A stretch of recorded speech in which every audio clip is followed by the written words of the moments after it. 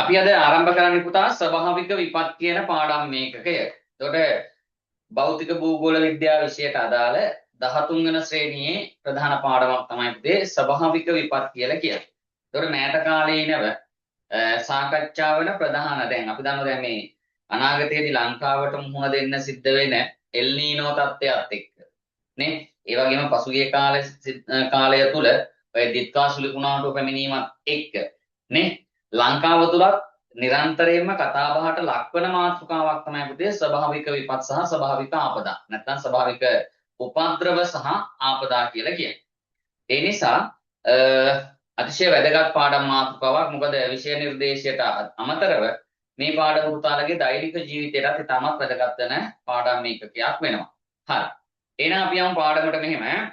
මොකද පුතේ ස්වභාවික උපද්‍රවයක් කියන්නේ. දැන් අපේ මාතෘකාව වෙන්නේ ස්වභාවික උපද්‍රව සහ ආපදා.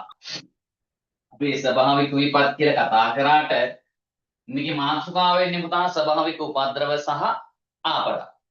නේ? right. මොකද පුතේ මේ ස්වභාවික උපද්‍රවයක් කියන්නේ මේක එකක්ද දෙකක්ද උපද්‍රව සහ ආපදා. on ස්වභාවික උපද්‍රව සහ ආපදා දෙකම ස්වභාවික. මේක එක වචනයක්ද දෙකක්ද ළමයි? දෙකක්. ඔව්. මේක දෙකක්. පැහැදිලි? ඇයි? අපි නිරන්තරයෙන් එකට කතා කරාට උපද්‍රවය සහ ආපදාව කියන්නේ පුතේ දෙකක්. බලමු මේ දෙකේ වෙනස මොකක්ද කියලා. පුතේ අපි ස්වභාවික උපද්‍රවයක් කියලා කියන්නේ. ස්වභාවික උපද්‍රවයක් කියලා කියන්නේ පුතේ මිනිසාට මිනිස් ජීවිතවලට දේපලවලට පරිසරයට මිනිසාට මිනිස් ජීවිතවලට දේපලවලට පරිසරයට හානියක් සිදුවිය හැකි ස්වභාවික සංසිද්ධිය අපි කියනවා පුතේ උපද්‍රවය. හානියක් වෙන්න පුළුවන් ස්වභාවික සංසිද්ධිය.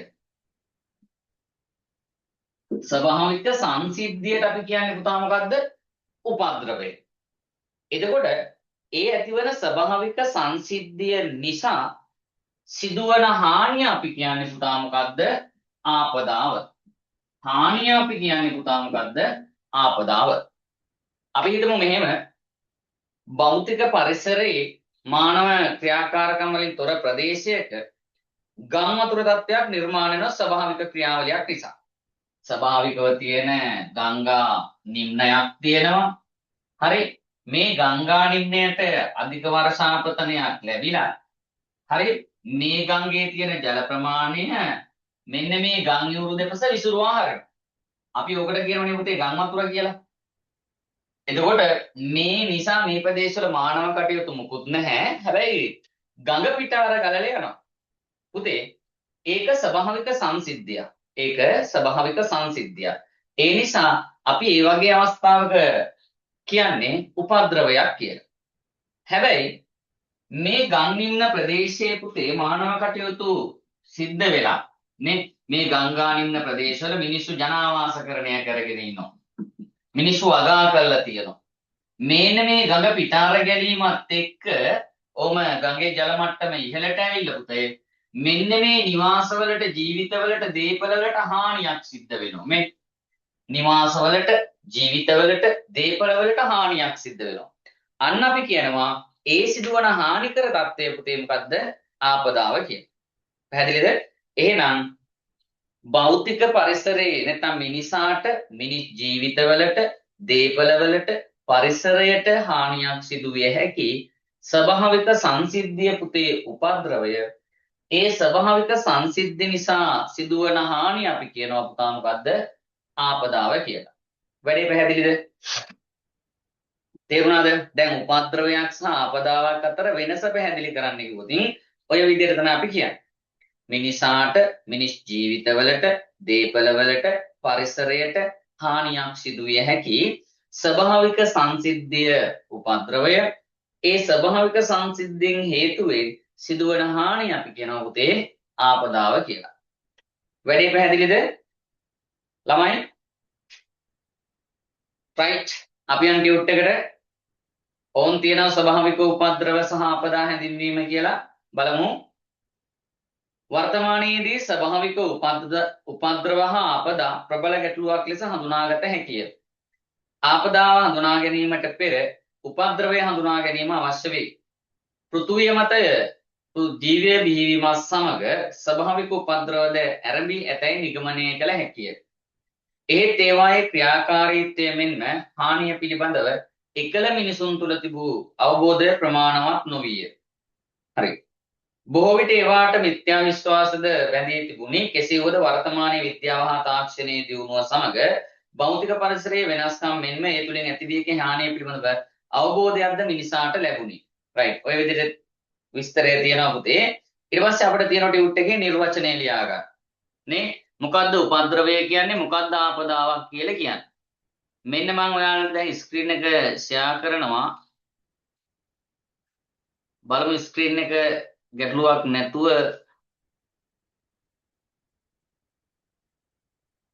පේනුනොත් හරි.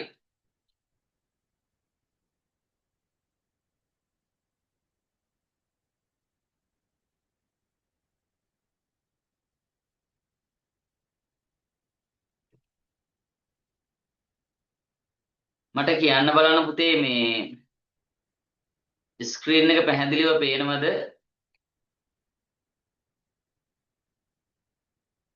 පේනවා සර්. රයිට්. එහෙනම් මෙන්න උපද්‍රවය තියෙනවා නිර්වචනය ලියාගමු.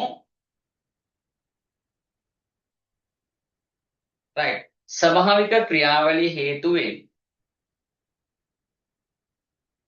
ප්‍රජාවට හෝ දේපළවලට හා පරිසරයට හානියක් සිදුවිය හැකි සංසිද්ධිය උපද්‍රවයක් ලෙස හඳුන්වයි.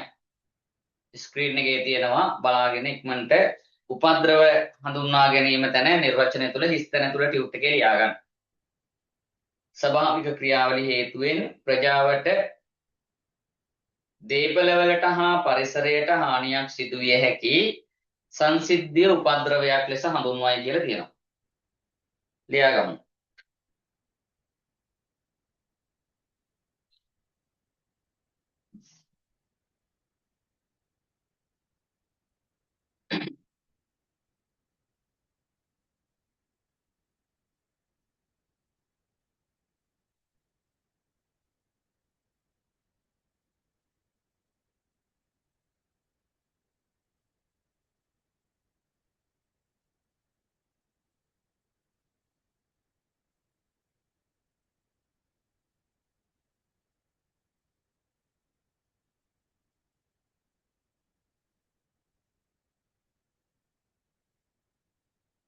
ඕකටමද මේ උවදුරක් කියලා කියන්නේ. ඔව්. උවදුරක් කියන වචනේ අපි භාවිතා වෙනවා අඩුයි. සාමාන්‍ය ව්‍යවහාරයේදී තමයි පුතේ අපි උවදුර කියලා කතා කරන්නේ. උවදුර කියන්නේ ඉතින් උපද්‍රවය තමයි. ප්‍රමෝද. හරි නේද පුතේ? පුතාලට මේ ගැටලු තියෙනවා නම් පුතේ ගැටලුවක් නෑ මේ මයික් මේ මියුට් කරලා තියෙන්නේ මයික් ඔන් කරලා අහන්න. ප්‍රශ්නයක් නෑ. අශ්විනී අපේ දේව මේ net මේ ඖෂධි වගේ අහන්න. නේ නෙත්නි. ඒතකොට නිදිමතක් නෑ. ඔව් සර්. ඒකනේ. හරි. ඔය විදිහට මම ස්ක්‍රීන් එක තියන්නම් බෝඩ් එකක් පේනව නේද පුතේ?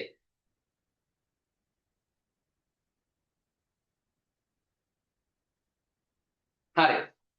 ඊළඟට අපි යනවා ආපදාව. ආපදාවක් කියන්නේ මොකක්ද කියලා මෙන්න නිර්වචනය තියෙනවා ඒකත් ලියාගමු.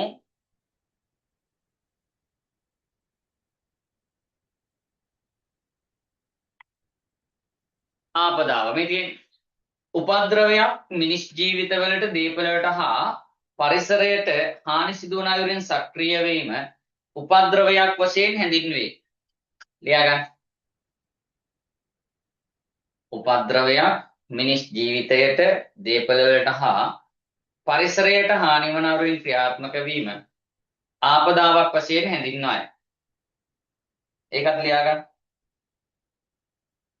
උපද්‍රවයක් මිනිස් ජීවිතයට දේපළවලට හා පරිසරයට හානි වන අයුරින් සක්‍රිය වීම ආපදාවක් වශයෙන් හඳුන්වයි. right. ලියා ගන්න ඉක්මනට.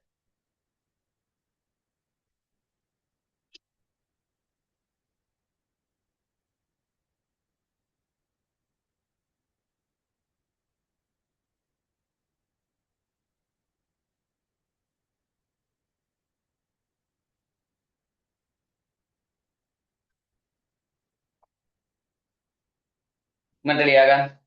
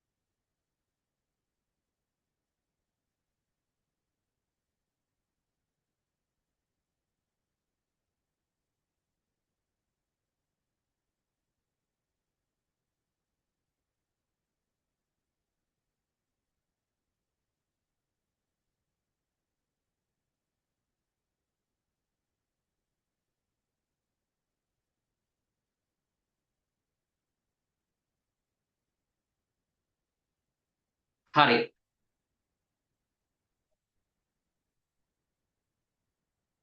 රයිට්. හරි. ඊළඟට පුතේ අපි යමු ස්වභාවික උපද්‍රව වර්ගීකරණයට. මේ ස්වභාවික උපද්‍රව අපිට ආකාර කීපයකට වර්ග කරන්න පුළුවන් පුතේ. විශේෂයෙන්ම අපි කියනවා ස්වභාවික, දැන් මතක තියාගන්න පුතේ මේ පාඩම් මේකක අදම පාඩම් කරලා අවසන් කරගන්න. හරිද? දැන් 10ට ක්ලාස් එක ඉවර වුණොත් අපි උත්සාහ කරමු 10ට එහා පැත්තේ යන්න පන්තිය. ඒ වෙලාවෙ ඉඳලම පුතේ පාඩම් කරගන්න. ඊට පස්සේ මේකින් ආපු පාස් පේපර් ටික අදම ලියලා ඉවර කරන්න අවශ්‍ය ලියන්න පුළුවන් කොටස් ටික. එතකොට ඔයාලට වැඩ ගොඩ ගැහෙන්නේ නැහැ. මම එදා ඉඳලා කිව්වේ ওই විදිහට නේ. එහෙම කිව්වනකට මේව වෙන්නේ නැහැ ළමයිට නේ. හරි. ඒ නිසා පාඩම් ටික හොඳට දැන්වත් පුතේ එදා වැඩ ටික එදා කරන්න, ආයේ පාස් පේපර් ලියන්න, වැඩ කරන්න, මහන්සි වෙන්න නේ, නිදි මරන්න, වැඩ ගොඩක් කරන්න තියෙනවා.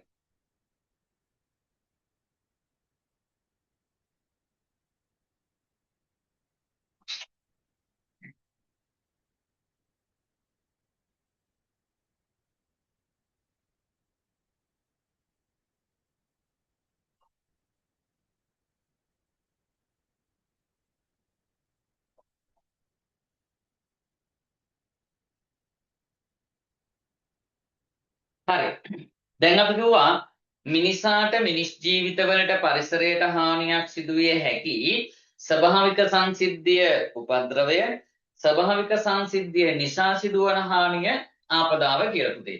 එතකොට මෙන්න මේ අපි දන්නවා දැන් ස්වභාවික උපද්‍රව නැත්නම් ස්වභාවික ආපදා විවිධ ප්‍රදේශවල විවිධ ස්වරූප වලින් ක්‍රියාත්මක වෙනවා පුතේ. පැහැදිලිද? ඒ නිසා මේ ස්වභාවික උපද්‍රව අපිට ආකාර කිහිපයකට වර්ග කරන්න පුළුවන්. නේ? අපි දන්නවා මේ ස්වභාවික උපද්‍රව ක්‍රියාවට නැත්නම් ක්‍රියාත්මක වන කලාප සහ ඒ සිදුවන උපද්‍රවවල ස්වභාවය මත. දැන් අපි දන්නවා ලෝකේ හැමතැනම එක විදියටම ස්වභාවික උපද්‍රව සිද්ධ වෙන්නේ නැහැ. දැන් ලෝකේ අපි දන්නවා සාමාන්‍යයෙන් අපි ඇෆ්ගනිස්තානයත් එක්ක ගත්තට පස්සේ ශ්‍රී ලංකාවේ භූමිකම්පාවන් සිදු නොවනවා වගේ. ජපානයට අධික ලෙස නිරන්තරයෙන් භූමිකම්පා වෙනවා. නේ? පිලිපීනයට භූමිකම්පා නිරන්තරයෙන් වෙනවා. පසුගිය දිනෙත් වුණානේ පුතා. දැන් එහෙම බලද්දී අපේ ශ්‍රී ලංකාවට භූමිකම්පා මගින් සිදුවන හානිය ඉතාමත් අඩුයි. ඊළඟට ලංකාවට ගම් වතුර ඇති වුණාට අපි දන්නවා අපි හිතමු සෝමාලියාව ගත්තයින් පස්සේ නේ අපි සෞදි අරාබිය ගමුකෝ. අපි කටාර් කුවේට් ගමුකෝ. ඒවට ගම් වතුර හානි ඉතාමත් අඩුයි. ඒ නිසා අපි කියනවා මේ ස්වභාවික උපද්‍රව සුවිශේෂී විදිහට සිදුවන ප්‍රදේශ සහ කලාප පදනම් කරගෙන අපිට වර්ග කරන්න පුළුවන්. එකක් තමයි පුතේ බහුවිධ උපද්‍රව. ඒ කියන්නේ ස්වභාවික පරිසරයේ සිදුවන යම්කිසි සංසිද්ධියක් නිසා ඒක පදනම්ව පුතේ තව තවත් උපද්‍රවකාරී තත්ත්වයන් සිද්ධ වෙනවා. අන් එවැනි ඒවා අපි කියනවා බහුවිධ උපද්‍රව කියලා. එක උපද්‍රවයක් සිදුවීමත් එක්ක සමගාමීව පුතේ තවත් උපද්‍රව සිද්ධ වෙනවා නම් එවැනි උපද්‍රව අපි කියනවා පුතේ මොනවද? බහුවිධ උපද්‍රව කියලා. දැන් උදාහරණයක් පුතාලා දීලා තියෙනවා භූමිකම්පාවක් ඇති වුණයින් පස්සේ ඒ භූමිකම්පාවත් එක්ක භූමිකම්පාව නිසාම ඇති වෙන සුනාමි. නේ? එතකොට දැන් පුතා අපි දන්නවා 2000 මතක කාලෙදී 2004 වර්ෂයේදී සිද්ධ වෙන සුනාමි තත්ත්වය. එතකොට 2004 සුනාමි තත්ත්වය නිර්මාණය වුණේ ඉන්දුනීසියාවේ බණ්ඩාආච්චේ කියන ප්‍රදේශයේ ඇති වෙච්ච භූමිකම්පාවක්. ඒතර භූමිකම්පාව හේතුවෙන් සුනාමි නිර්මාණය වෙනවා. ඒ නිසා භූමිකම්ප අපිට ගන්න පුළුවන් පුතේ බහුවිධ උපද්‍රවයක් විදියට. පැහැදිලිද? ඊළඟට අවපාත පීඩන අවපාතත් එක්ක සුරිසුලන් ඇති වෙනවා. සුරිසුලන් හේතු කොටගෙන පුතේ ජල ගැලීම් නිර්මාණය වෙනවා. එක උපද්‍රවකාරී තත්ත්වයක් නිසා තව තවත් උපද්‍රව නිර්මාණය වෙනවා නම් අපි ඒවට කියනවා බහුවිධ උපද්‍රව කියලා. අන්න ආයේ මේ උපද්‍රව වර්ගීකරණය කරලා තියෙනවා පුතා.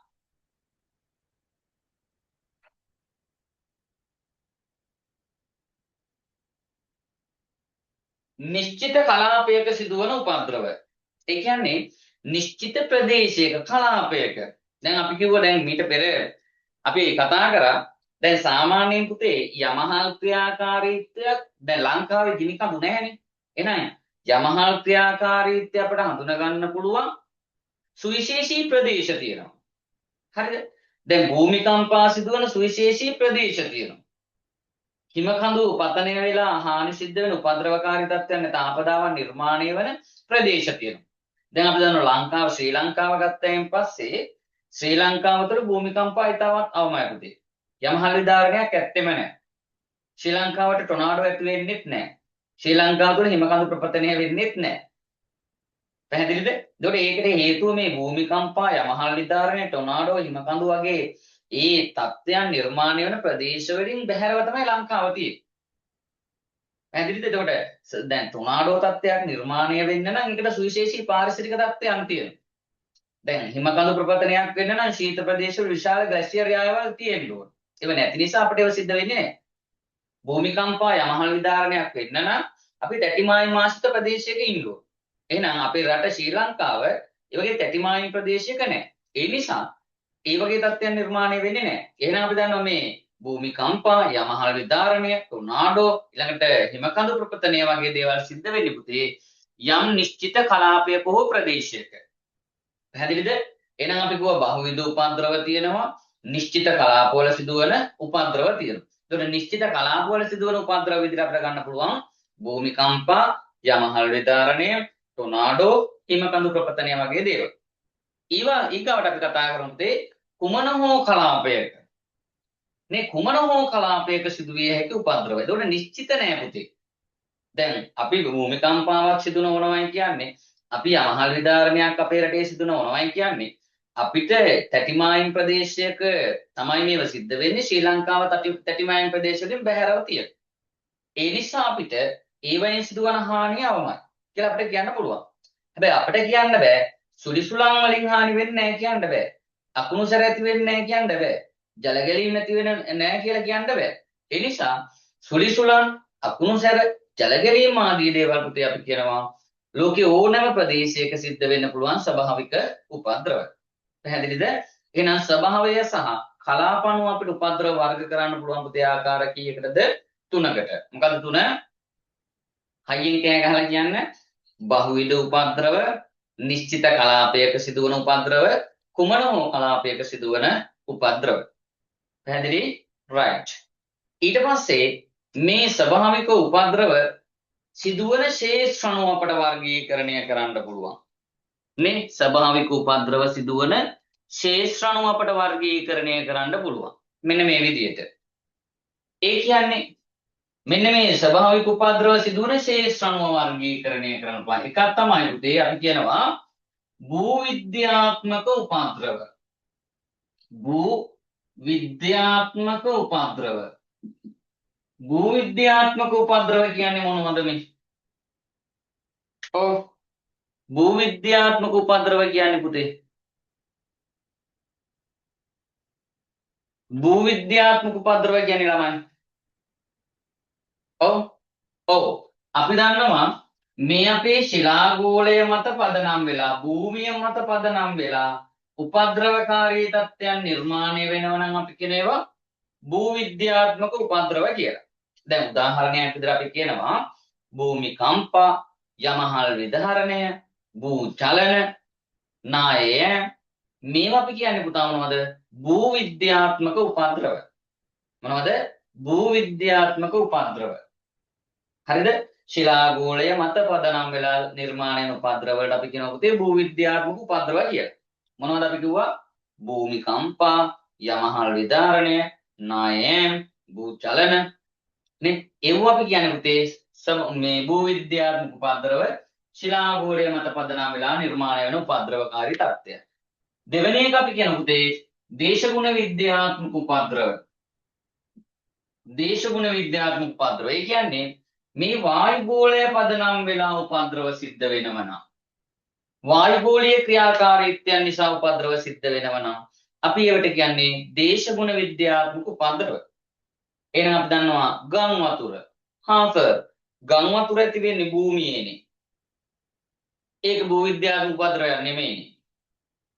එහෙම කියන්නත් පුළුවන්. නෑ. ගම් වතුර ඇති වෙන්නේ භූමියේ වුණාට ගම් වතුර නිර්මාණය වෙන්න හේතුව වෙන්නේ පුතේ අධික වර්ෂාපතනය. ඒතර වැස්ස කියලා කියන්නේ වායුගෝලීය සංසිද්ධියක්. පැහැදිලිද? ඒ නිසා වායුගෝලීය සංසිද්ධිය නිසා තමයි ගම් වතුර ඇති වෙන්නේ. එහෙනම් ගම් වතුර කියලා කියන්නේ පුතේ දේශගුණ විද්‍යාත්මක උපද්‍රවයක්. නියඟ. සර් නියඟ ඇති වෙන්නේ පොළොවේනේ. නෑනේ. පොළොවේ නියම් තත්ත්වයන් නිර්මාණය වෙන්න හේතුව වහින්නේ නැති නිසා. වර්ෂාපතනය රහිත වියලි කාල ගුණයක් නිර්මාණය වෙන්නේ පුතේ වායුගෝලයේ. ඒ නිසා නියඟ කියන්නේ පුතේ නියඟ කියන්නේ දේශගුණ විද්‍යාත්මක උපද්‍රවයක්. එහෙනම් අපි කියනවා ගම් වතුර, නියඟය, අකුණු කුණාටු, ටොනාඩෝ, සුළි සුළං මේ සියල්ල පුතේ වායුගෝලය මත පදනම් වන නිසා අපි ඒවට කියනවා දේශගුණ විද්‍යාත්මක උපද්‍රව කියලා. පැහැදිලිද? ළමයි නිලු තිසරි නිදි නෑ නේද ළමයි? ඊළඟට අපි යනවා පුතේ තුන්වෙනි එක ජෛව විද්‍යාත්මක උපද්‍රව. ඒ කියන්නේ ජෛව ගෝලය පදනම් කරගෙන ජෛව ගෝලය පදනම් කරගෙන නිර්මාණය වෙන උපද්‍රවයක් නම් අපි ඒකට කියනවා ජෛව විද්‍යාත්මක උපද්‍රව කියලා. ජීව විද්‍යාත්මක උපද්‍රව කියන්නත් පුළුවන්. උදාහරණයක් විදිහට අපි ගන්න ලැබුගිනි. වසංගත රෝග. ලැබුගිනි සහ වසංගත රෝග අපිට ගන්න පුළුවන් පුතේ මොන විදිහටද? ජෛව විද්‍යාත්මක උපද්‍රව විදියට. එහෙනම් අන්න පුතේ උපද්‍රව වල ස්වභාවය මත අපි උපද්‍රව වර්ගීකරණය කරා ආකාර කීයකටද? 3කට. භූවිද්‍යාත්මක උපද්‍රව, දේශගුණ විද්‍යාත්මක උපද්‍රව, ජෛව විද්‍යාත්මක උපද්‍රව කියලා. වැඩේ පැහැදිලිද? ළමයි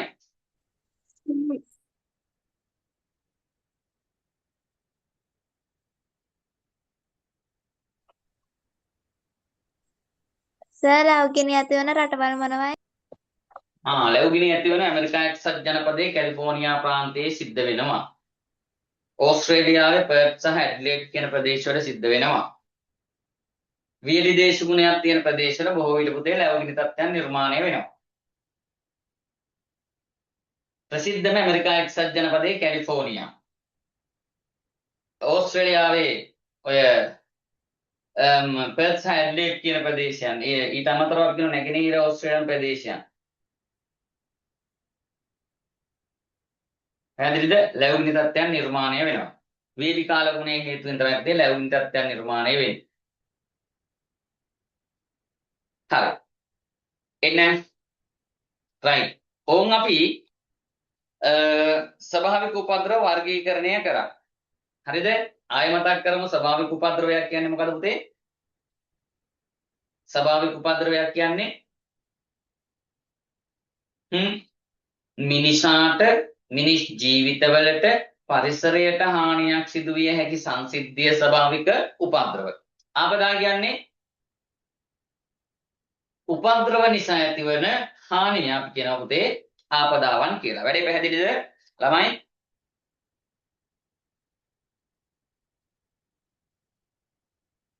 ඊළඟට අපි කිව්වා උපද්‍රව වල ස්වභාවය මත වර්ගීකරණයක් කරා.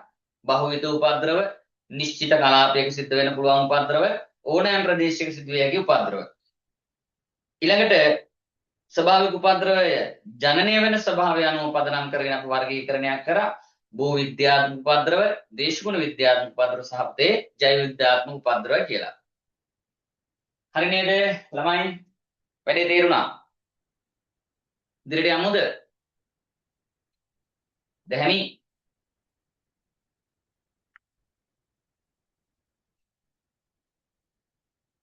ඔව් සර්. වැඩේ තේරුණාද? ඉදිරියට යන්න පුළුවන්ද? පුළුවන් සර්. පුළුවන්. right. හරි.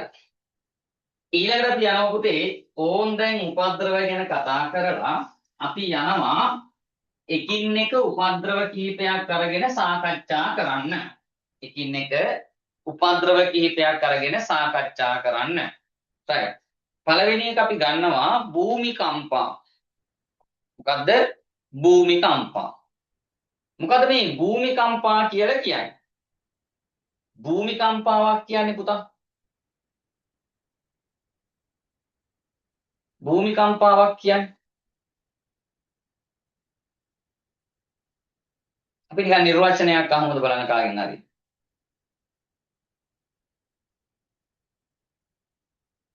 තිසාරි කියන්න බලන්න.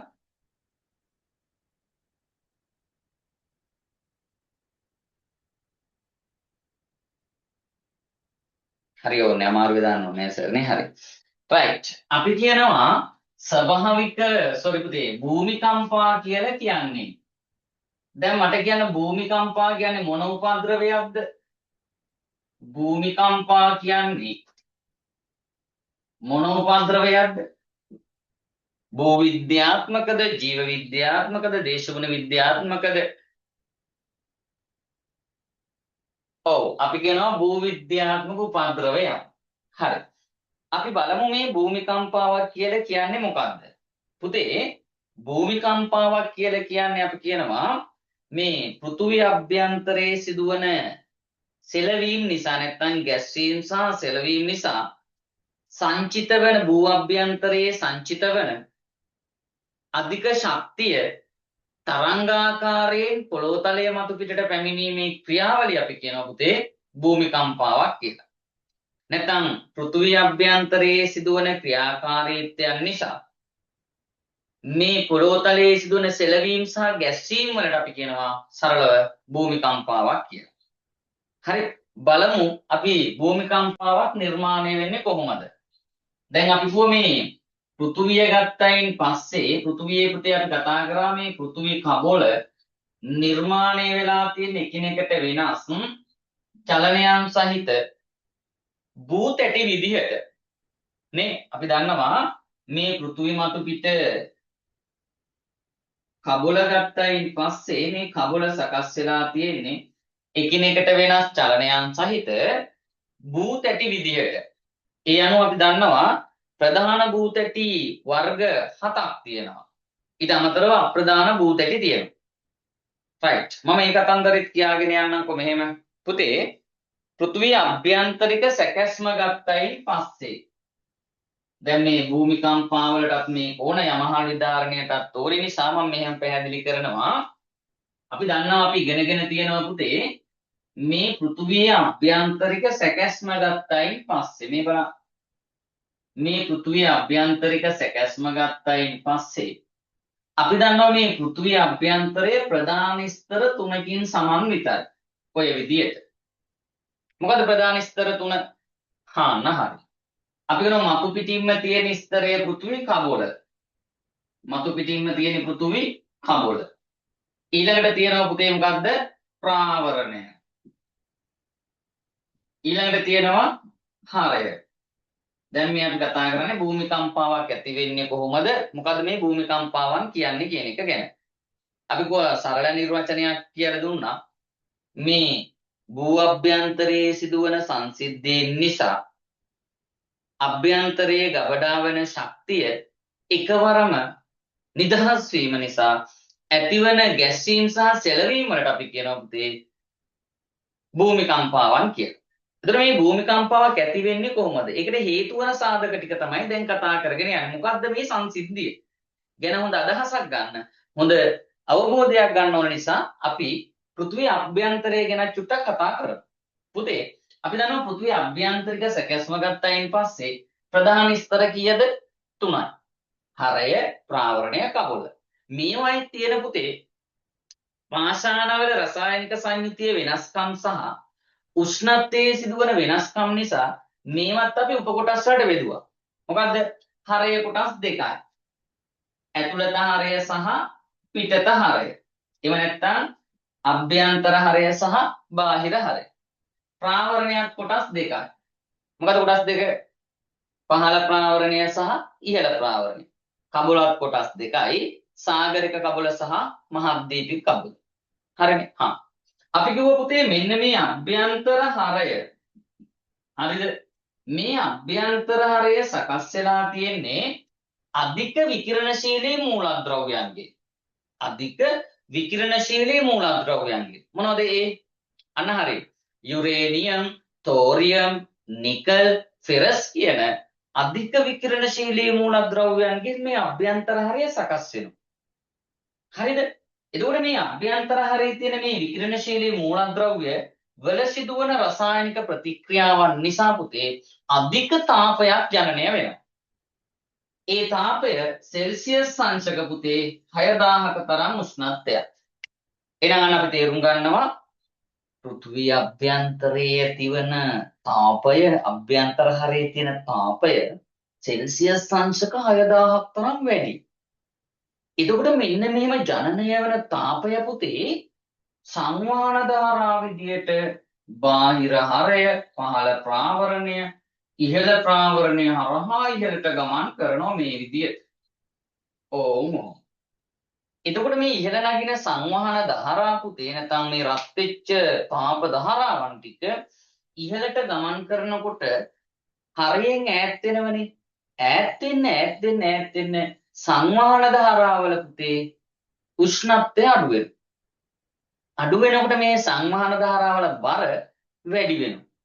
ඒ බර වැඩි වෙනකොට මේ සංවහන ධාරා මේම ගිහිල්ලා පෘථිවි කබොලේ වැදිලා ඕම ආයේ පෘථිවි අභ්‍යන්තරයේ දෙසට වර්තනය වෙනවා මෙහි.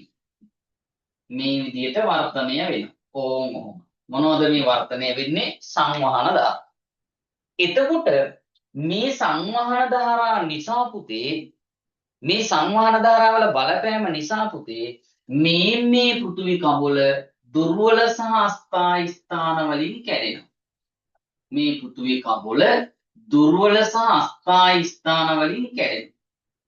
ඒ කැඩීම නිසා නිර්මාණය වෙන පෘථිවි කබොලේ මොනවද? භූතැටි පුතේ. ඔහොම. වැඩේ පැහැදිලිද? දැන් මේ මතු පිටින් පෘථිවියේ තියෙන ස්තරය අපි කියන පෘථිවි කබොල. මේ සංවහන ධාරාවල බලපෑමෙන් පෘථිවි කබොල දුර්වල සහ අස්ථායි ස්ථාන වලින් කැඩෙනවා. කැඩුනට පස්සේ මොකද්ද වෙන්නේ? කැඩිච්ච භූ ස්කන්ධ වලට අපි කියනවා පුතේ භූතැටි කියලා. ඒව මොනවද? භූතැටි. අන්න මේ විදිහට නිර්මාණය වෙච්ච භූතැටි මේ සංවහන ධාරාවල බලපෑමෙන්ම විවිධ දිශාවලට චලනය වෙනවා. ඒ චලනය වන ස්වභාවය අනුව අපි කිව්වා ප්‍රධාන තැටිමායින් වර්ග තියෙනවා පුතේ කීයක්ද? 3ක්. ප්‍රධාන තැටිමායින් වර්ග තියෙනවා කීයක්ද? 3ක්. මොකක්ද 3? මතක් කරගන්න. මෙන්න මේ කැඩිලා වෙන්නේච්ච පුතේ භූතැටි දෙකක් එකිනෙක දෙසට චලනය වෙනවා මේ විදියට. නේ අපි එව්වට කිව්ව නමක් පුතේ තැටි අபிසරණය කියලා. මොකක්ද ඒක? තැටි අபிසරණය. හරි. ඒ වගේම භූතැටි දෙකක් පුතේ මේ බලන්න. භූතැටි දෙකක් එකිනෙක දෙසට චලනය වෙනවා නම් පුතේ. භූතැටි දෙකක් එකිනෙක දෙසට චලනය වෙනවා නම් අපි ඒකට කියනවා පුතේ තැටි අපසරණය කියලා. පැහැදිලිද? මේ සංවහන ධාරාවල බලපෑමෙන් මේ තේරුම් ගන්න මේ තියෙන්නේ මතු පිට පෘථිවි කබොල. මොකද්ද? පෘථිවි කබොල. මේ පෘථුවි කබොල සංවහන ධාරාවල බලපෑමෙන්.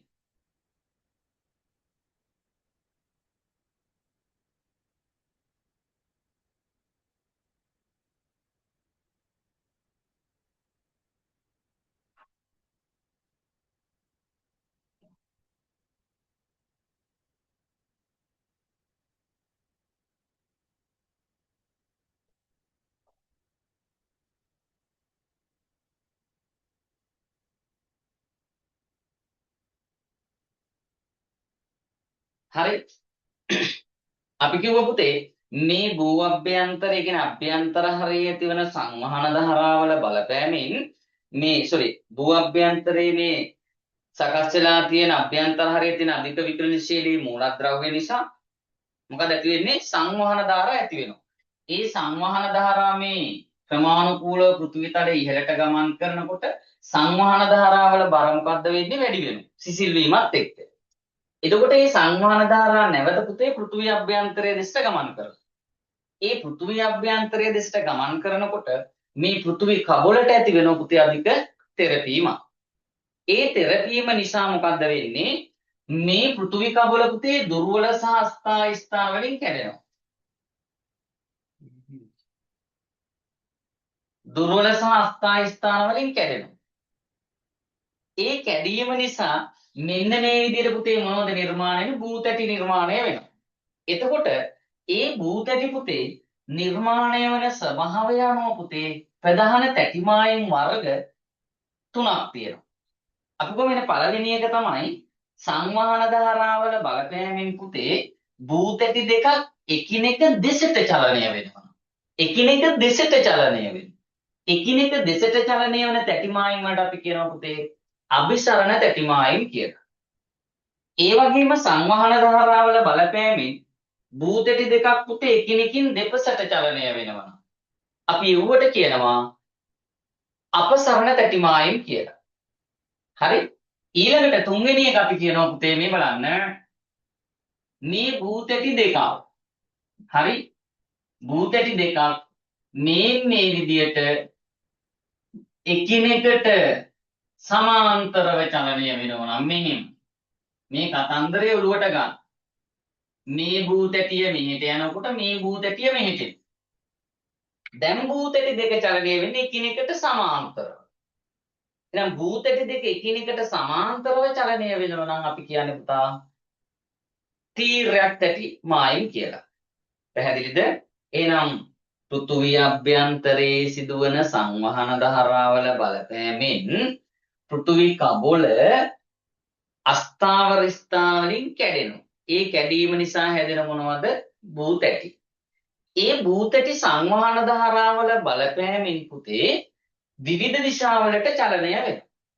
චලනය වන ස්වභාවය අනුව පුතේ මේ තැටිමායින් වර්ග තුනක් තියෙනවා. මොකද්ද තැටිමායින් වර්ග තුන? සංවහන ධාරාවල බලපෑමෙන් මේ භූතැටි දෙකක් එකිනෙක දෙසට චලනය වෙනවා.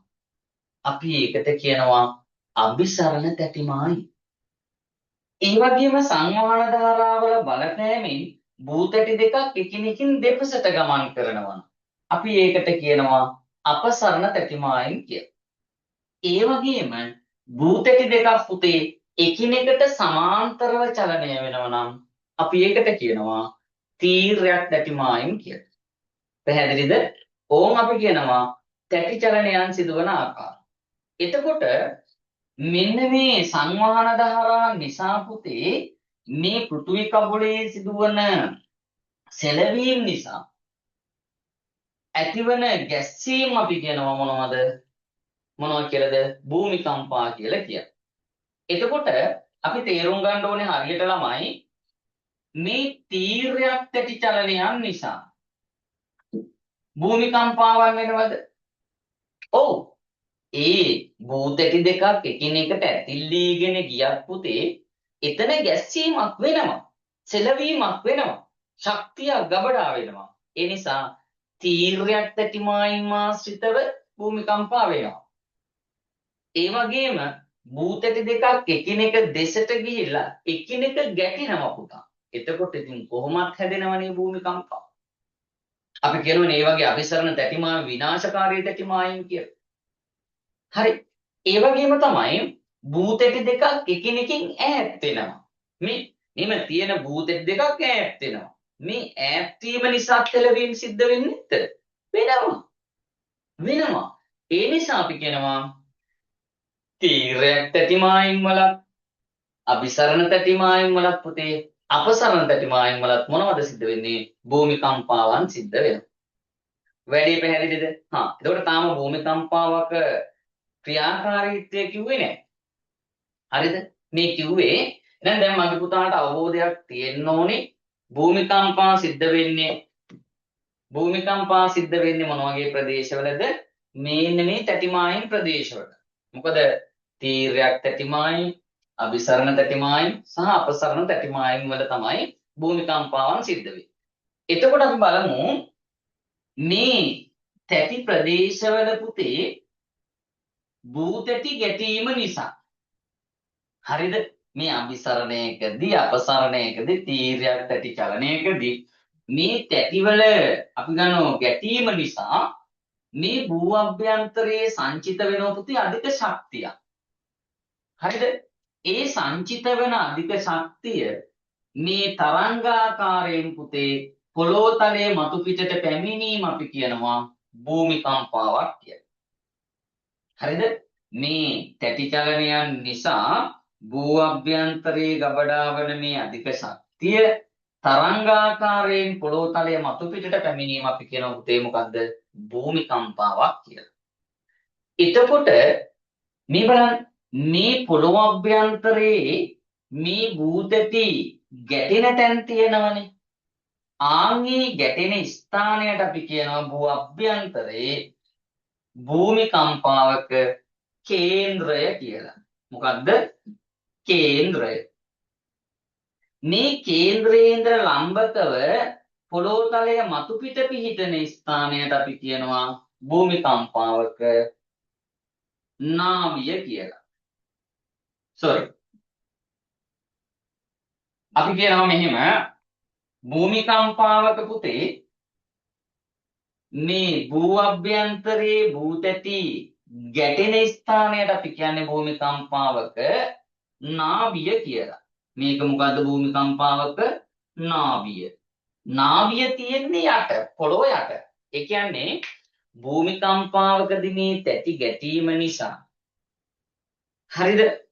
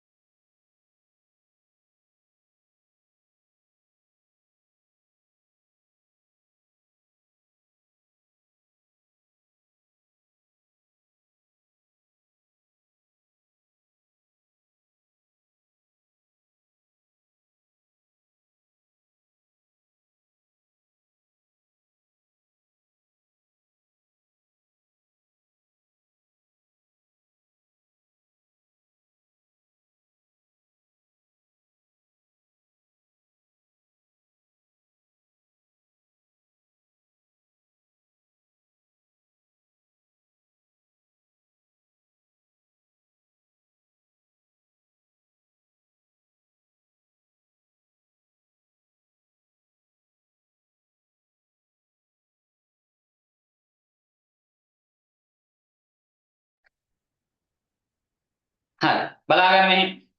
දැන් අපි කිව්ව පුතේ මේ තැටි ක්‍රියාවලිය නිසා භූමිකම්පාවක මම මේක පැහැදිලි රූප සටහනක් අඳින්නම් පුතාලට. හරිද? මේ බලන්න. දැන් භූමිකම්පාවක් කියන්නේ මොකද්ද කියලා අදහසක් ආවනේ පුතා. මොකද භූමිකම්පාවක් කියන්නේ? භූ අභ්‍යන්තරයේ සිදුවන මේ තැටි ක්‍රියාකාරීත්වය නිසා භූ අභ්‍යන්තරයේ ගබඩා වන ශක්තිය තරංගාකාරයෙන් පොළොව මතු පිටට එනවා. ඒ ක්‍රියාවලිය නිසා භූමියේ ඇතිවන සෙලවීම සහ ගැස්සීම් වලට අපි කියනවා පුතේ භූමිකම්පා කියලා. පැහැදිලිද? right. එතකොට මේන මේ භූමිකම්පාව සිද්ධ වෙන්නේ පුතේ තැටි ගැටීම සිද්ධ වෙන්නේ භූ අභ්‍යන්තරයේනේ පුතා. මේ තැටිමායිම් ප්‍රදේශවල භූ අභ්‍යන්තරයේ තමයි මේ ගැටීම සිද්ධ වෙන්නේ. එතකොට මෙන්න මේ භූ අභ්‍යන්තරයේ භූතටි දෙක ගැටෙන ස්ථානයට අපි කියන්නේ මෙතනනේ භූමිකම්පාව ආරම්භ වෙන්නේ පොළොව අභ්‍යන්තරේ භූ අභ්‍යන්තරේ මේ භූ අභ්‍යන්තරයේ තැටි ගැටීම සිද්ධ වෙන ස්ථානයට නැත්නම් භූමිකම්පාවක් ආරම්භ වෙන ස්ථානයට අපි කියන්නේ භූමිකම්පාවක පුතේ නාභිය කියලා. මොන බිය? නාභිය. නාභිය. අපිට සරලව මතක තියාගන්න නාභිය සාමාන්‍යයෙන් පේන්නේ නැහැ නේ බං පුතේ. නාභිය වැහිලා යටනේ තියෙන්නේ. දැන් අහයි නාභිය කියන්නේ මොකද්ද කියලා පස්සේ කල්පනා කරලා බලන්න. එතකොට භූමිකම්පාවක මේ භූ අභ්‍යන්තරයේ තැටි ගැටෙන ස්ථානය නාභිය. එතකොට ඒ නාභියේ සිට ලම්බකව පොළොව මතු පිට පිහිටන ස්ථානයට අපි කියන්නේ භූමිකම්පාවක මොකද පුතේ? අපි කේන්ද්‍රය කියලා. මොකද්ද? අපි කේන්ද්‍රය. එහෙනම් භූ අභ්‍යන්තරේ භූ තැටීම නිසා මේ ශක්තිය පිටවීම ආරම්භ වීම සිද්ධ වෙන ස්ථානයට අපි කියනවා භූමිකම්පාවක නාභිය. නාභියේ සිට ලම්බකව පොළොව තලයේ මතු පිට පිහිටන ස්ථානයට අපි කියනවා අපි කේන්ද්‍රය කියලා. එතකොට වර්තමානයේ වෙනකොට පුතේ මේ නිරන්තරයෙන්ම භූමිකම්පා ඇතිවන අපි කේන්ද්‍ර සිද්ධ වෙන ස්ථානවල නැත්නම් අපි කේන්ද්‍ර පිහිටන ස්ථානවල මිනිස්සු මානව කටයුතු සිද්ධ කරනවා. ගෙවල් හදාගෙන ඉන්නවා. නේ උස ගොඩනැගිලි හදාගෙන ඉන්නවා. මේවයි මේ අපි කේන්ද්‍රයේ තියෙන ප්‍රදේශාශ්‍රිතව නේ පාලම් හදාගෙන ඉන්නවා. වගේ දේවල් කරනවානේ. ඒ නිසා මෙන්න මේ අපි කේන්ද්‍ර පිහිටන ස්ථානවල පුතේ දැඩි හානියක් සිද්ධ වීම නිසා මානව පරිසරයට භෞතික පරිසරයට ප්‍රබල හානියෙන් සිද්ධ වෙනවා මේ භූමිකම්පාවන් නිසා. ඒ නිසා මතක තියාගන්න ඕන අපි දන්නවා පුතේ මේ භූමිකම්පාවන් සිද්ධ වෙන්නේ ප්‍රධාන වශයෙන් මොන ප්‍රදේශවලද? තැටි මායිම් ප්‍රදේශවල. මොකද හේතුව එක්ක තැටි ගැටීමක් නිසා භූමිකම්පාවන් වෙනවා. එහෙම නැත්නම් තැටි එකිනෙකින් දුරස් වීමක් නිසා භූමිකම්පාවන් ඇති වෙනවා. ඒ වගේම භූ තැටි දෙකක් එකිනෙකට සමාන්තර වීම නිසා මොකද වෙන්නේ?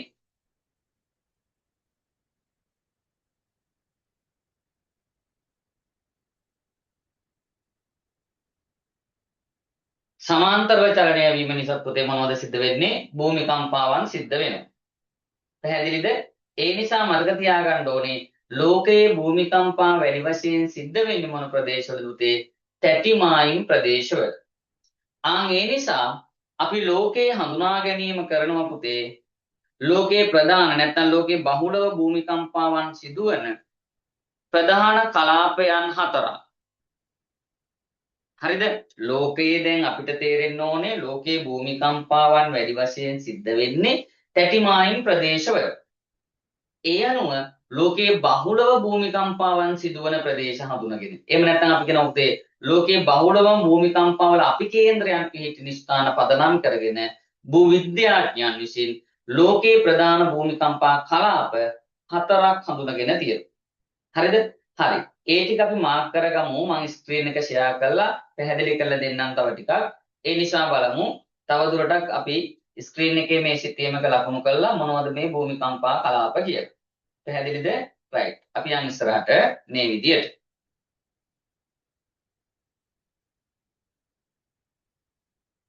ඕ ළමයි නිදිත් දන්නේ නැහැ නේ.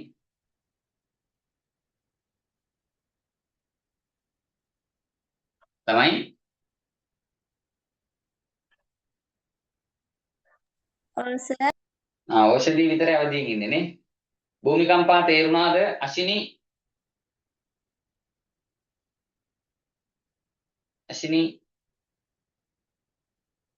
අශිනි නිදි හරි. නෙත්නි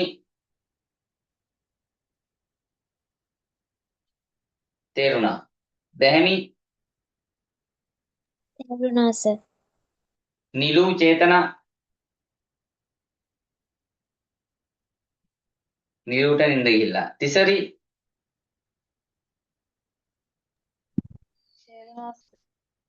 right. කාවින්දි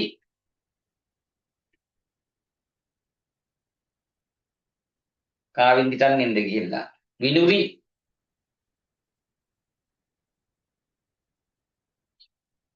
විනිවිටත් නින්ද ගිහිල්ලා. තරුෂි තමාෂා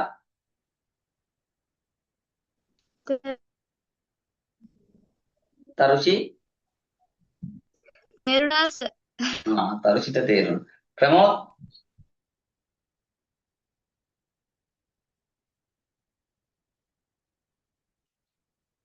ප්‍රමෝද්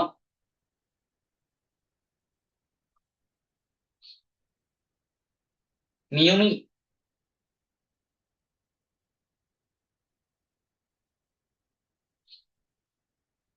පියුමි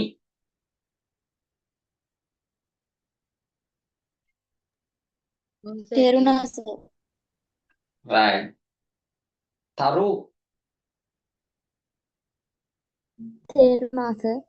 right හරි රන්සිත් රන්නුවන්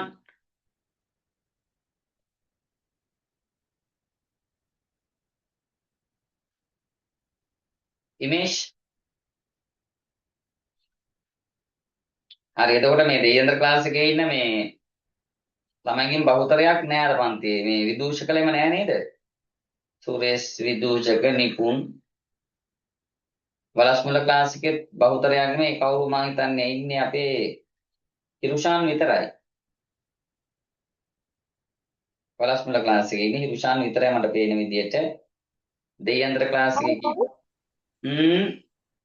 දැහැමි ඉන්නෝනේ තාපොඩ ඇඹිලි පිටියෙන් ටොක්කක් අනින්නේ හරි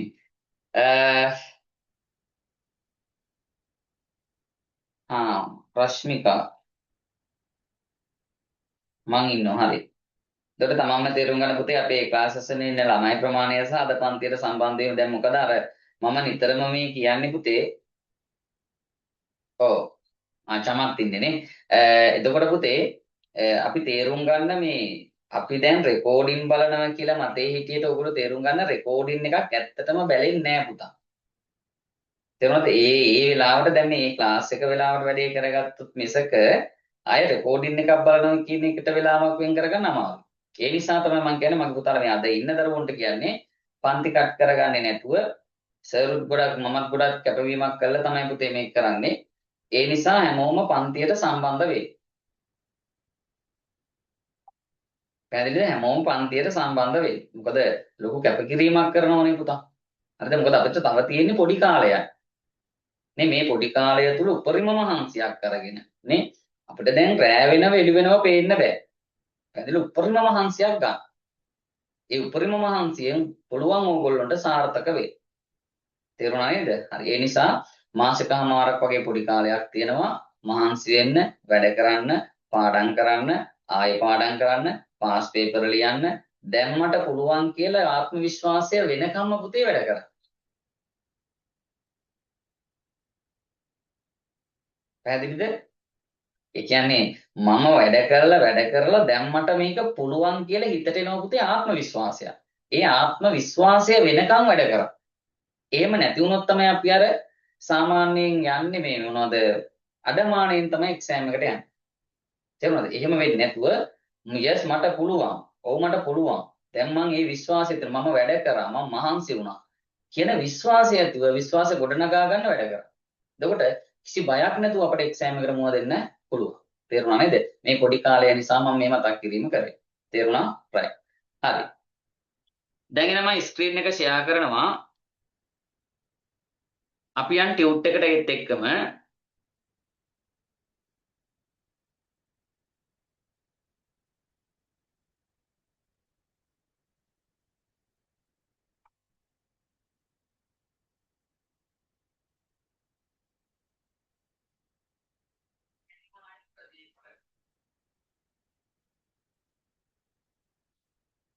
හරි අපි ගියා භූමිකම්පා වලට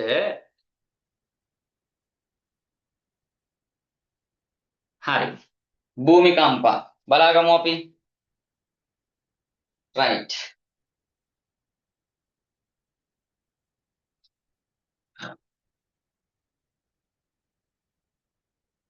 හරි භූමිකම්පා බලා ගන්න ළමයි ටියුට් එකට අපි යන් භූමිකම්පා ලෝකයේ සුවිශේෂිත ප්‍රදේශවල එනම් තැටිමායිම් ආශ්‍රිතව බහුලව හඳුනාගත හැකි ස්වභාවික සංසිද්ධියකි highlight කරගන්න පෘථිවි කබොලෙහි සංචිතව තිබෙන ශක්තිය විමෝචනය වී තැටිමායිම් ඔස්සේ ඇතිවන හදිසි චලනය හෝ ගැස්සීම් භූමිකම්පාවකදී සිදුවන ක්‍රියාවලියකි.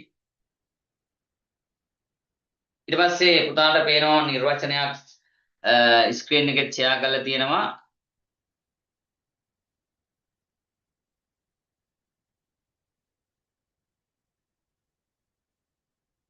හරි. පෘථිවි කබොලේ සංචිතව තිබෙන ශක්තිය විමෝචනය වී කියන්නේ නිදහස් වෙලා පුතේ භූතැටි මායිම් ඔස්සේ ඇතිවෙන හදිසි චලන හෝ ගැස්සීම් භූමිකම්පා ලෙස හඳුන්වයි කියලා නිර්වචනය තියෙනවා. භූමිකම්පා හේතුවෙන් පොළොව මතු පිට ඇති මිනිසාගේ භූමිකම්පා කලාප හඳුනාගෙන තිබුණද ඒ කිනම් ස්ථානයක කිනම් අවස්ථාවක හෝ සිදුවේදයි අනාවැකි ප්‍රකාශ කිරීමට දියුණු විද්‍යාව හා තාක්ෂණය තුල වුවද තවම හැකි වී නොමැත. භූමිකම්පා හේතුවෙන් පොළොව මතු පිට ඇති මිනිසාගේ නිර්මාණවලට විශාල ලෙස හානි සිදුවේ. භූමිකම්පා සිදුවන ආකාරය වටහා ගැනීම සඳහා පෘථුවියේ ව්‍යුහය පිළිබඳව දැනගත යුතු වේ. පෘථුවියේ අභ්‍යන්තර ව්‍යුහය පහත රූපයේ දැක්වේ කියලා තියෙනවා. right.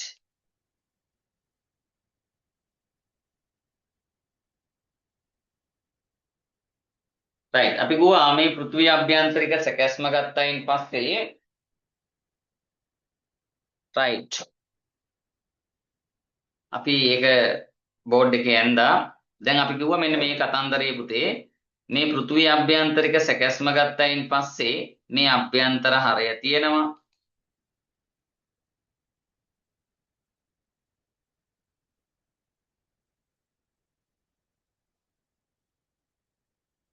හරි ඊළඟට මේ බාහිර හරය තියෙනවා මේ ප්‍රාවරණය තියෙනවා.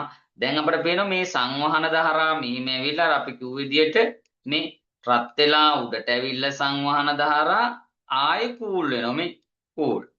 එතකොට කූල් කියන්නේ සිසිල් වෙනවනේ. සිසිල් වුණාට පස්සේ ආයෙ සංවහන ධාරා ටික භූ අභ්‍යන්තරයට ගමන් කරනවා. මෙන්න මේ සංවහන ධාරාවල ක්‍රියාකාරීත්වය නිසා අපි කිව්වා මේ විදියට පුතේ පෘථිවි කබොල දුර්වල ස්ථාන වලින් කැඩෙනවා. මෙන්න මෙහෙම. මේ තියෙන පෘථිවි කබොල. ඒ දුර්වල තැන් වලින් කැඩිලා වෙන්වෙච්ච මේ භූ ස්කන්ධ වලට තමයි අපි කිව්වේ භූතැටි කියලා. හරිද? මේ කැඩී වෙන්වෙච්ච කැලි වලට අපි කියනවා මොනවද කියලාද? භූතැටි කියලා. මේව. හරිද? ඒ සංවහන ධාරාවල බලපෑමෙන් මේ භූතැටි විවිධ පැති වලට චලනය වෙනවා. ඔය කතන්දරේ තමයි අපි කිව්වේ. හරිද? right. දර මෙන්න මේ ස්ථාන වලට අපි කියන්නේ තැටි මායිම්. මේක භූතැටියක් භූතැටියක්. right.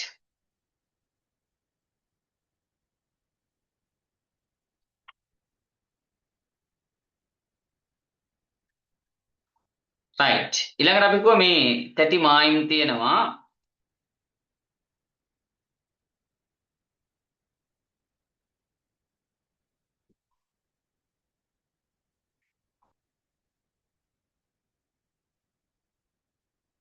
right. ඕන් අපි කිව්වා දැන් මෙන්න මේ විදියට පෘථුවිය දුර්වල සහ අස්ථායි ස්ථාන වලින් කැඩී වෙන්වීම නිසා මේ විදියට ප්‍රධාන තැටි මායිම් තියෙනවා. දැන් අපි කිව්වා පුතේ පෘථුවිය දුර්වල සහ අස්ථායි ස්ථාන වලින් කැඩීම නිසා මේ විදියට භූතැටි නිර්මාණය වෙලා තියෙනවා. දැන් මේ වගේ භූතැටි කීපයක් තමයි මේ තියෙන්නේ. හරිද? මේ බලන්න. right. අපි කිව්වා මෙන්න මේ එක තැටි මායිමක් මෙහෙම ගියා මෙතනින් කැඩිලා මෙහෙම ගිහිල්ලා මෙහෙම ගිහිල්ලා මෙතනින් වෙන් වෙනවා. අපි කරා මේ උඩ තියෙන මායිමට භූතැටියට අපි කියන උතුරු ඇමරිකානු භූතැටිය. ඊළඟට මේක මෙතනින් මෙහෙම කැඩිලා ගිහිල්ලා මෙහෙම ගිහිල්ලා මෙතනින් වෙන් වෙනවා. මේ කැලලට අපි කියනවා දකුණු ඇමරිකානු භූතැටිය. ඊළඟට මේ මෙතන පේනවා පුතාලට මේන්න මේ විදිහට අපි කියනවා මේ ටිකේ තියෙනවා පුතේ අප්‍රිකානු භූතැටිය. මේ තැටි මායිම් යන තැනොත් හොඳට බලා ගන්න. මේකට අපි කියනවා අප්‍රිකානු භූතැටිය. හරිද? ඒතර උතුරු ඇමරිකානු භූතැටිය තියෙන එක, දකුණු ඇමරිකානු භූතැටිය තියෙනවා මේම. ඊළඟට මෙතන තියෙන මොනවද? අප්‍රිකානු භූතැටිය. ඊළඟට මෙන්න මෙහෙම ගිහිල්ලා මේ අයිස්ලන්තය ළඟින් යනවා ඊළඟ භූතැටි මායිම. එහෙම ගිහිල්ලා මේන්න මෙතනින් මේ ඉන්දුනීසියානු දූපත් ළඟින් ඕම ගිහිල්ලා මෙහෙම යනවා. මේකට අපි කියනවා යුරේසියානු භූතැටිය. යුරේසියානු භූතැටිය. ඊළඟ මේ පහළ තියෙන භූතැටියට අපි කියනවා පුතේ ඉන්දු ඕස්ට්‍රේලියානු භූතැටිය. මේ පැත්තේ තියෙනවා පැසිෆික් භූතැටිය, මේ පැත්තේ තියෙනවා පැසිෆික් භූතැටිය, යට තියෙනවා පුතේ මොකද්ද? ඇන්ටාර්ක්ටික් භූතැටිය. පැහැදිලිද? ඒතර මේ සංවහන ධාරාවල බලපෑම නිසා භූතැටි එකිනෙක දෙසට චලනය වෙනවා. හරිද? අපි කියවන තැටි චලනය වෙන ස්වභාවය අනුව ප්‍රධාන තැටි මායිම් වර්ග කීයද? 3ක් කිව්වා. අන්න ඒ තැටි මායිම් වර්ග 3 ලියාගමු පුතා දැන් ටියුට් එකේ. තැටි මායිම් වර්ග 3 ලියාගමු. එක අපි කිව්වා අභිසරණ තැටි මායිම්. බලමු රූප සටහනේ. පළවෙනි එකේ තියෙන්නේ අපසරණ තැටි මායිම්. මාතෘකාව තියෙනවා තැටි චලනය වෙන ආකාර කියලා. ආන් එතන ලියා ගන්න පුතේ චලනය වෙන ස්වභාවය අනුව ප්‍රධාන තැටි මායිම් වර්ග 3ක කියලා තියෙනවනේ. පළවෙනි එක ලියන්න අපසරණ තැටි මායිම්. පළවෙනි එක ලියන්න අපසරණ තැටි මායිම්. දෙවෙනි එක අභිසරණ තැටි මායිම්. අභිසරණ තැටි මායිම්. තුන්වෙනි එක තීර්යක් තැටි මායිම්. තීර්යක් තැටි මායිම්.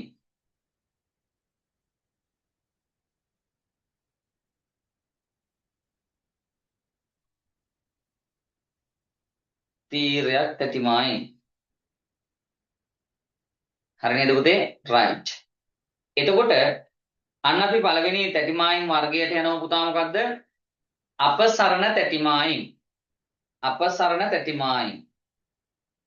මේ බලන්න මෙන්න මෙතන තියෙනවා අපසරණ තැටි මායිම්. මේ තියෙන්නේ අපසරණ තැටි මායිමක්. රූප සටහනකින් පෙන්නනවා. පුතාලට අමතර කරුණු අවශ්‍ය නම් ලියා ගන්න. හරි මෙන්න මේක අපි අංක 1 කියනවා පුතේ අපසරණ තැටි මායිම්. අපසරණ තැටි මායිමක් කියන්නේ මොකද්ද? මේ බලන්න භූතැටි දෙකක් මේ පොළොව අභ්‍යන්තරයේ ඉඳලා එන සංවහන ධාරා මේම වෙලා අපි ගුවනේ පහකට වර්තනය වෙනවා කියලා පුතා. මේ වර්තනය වීම නිසා මේ විදියට මේ සංවහන ධාරාවල බලපෑම නිසා මේ භූතැටි දෙකක් එකිනෙකින් දෙපසට ගමන් කරනවා. මෙයා මේ පැත්තට යනවා, මෙයා මේ පැත්තට යනවා. අන්න භූතැටි දෙකක් එකිනෙකින් දෙපසට ගමන් කිරීම අපි කියනවා තැටි අපසරණය කියලා. බලන්න මෙම තැටි මායිමේදී භූතැටි දෙකක් එකිනෙකින් ඈත් වේ. හයිලයිට් කරගන්න. මෙම තැටි මායිමේදී භූතැටි දෙකක් එකිනෙකින් ඈත් වේ. හයිලයිට් කරගන්න. අපසරණ තැටි මායිම් වලදී ඉහළ ප්‍රාවරණයේ ඇති මැග්මා භූතැටි දෙක අතුරින් මතු පිටට පැමිණීම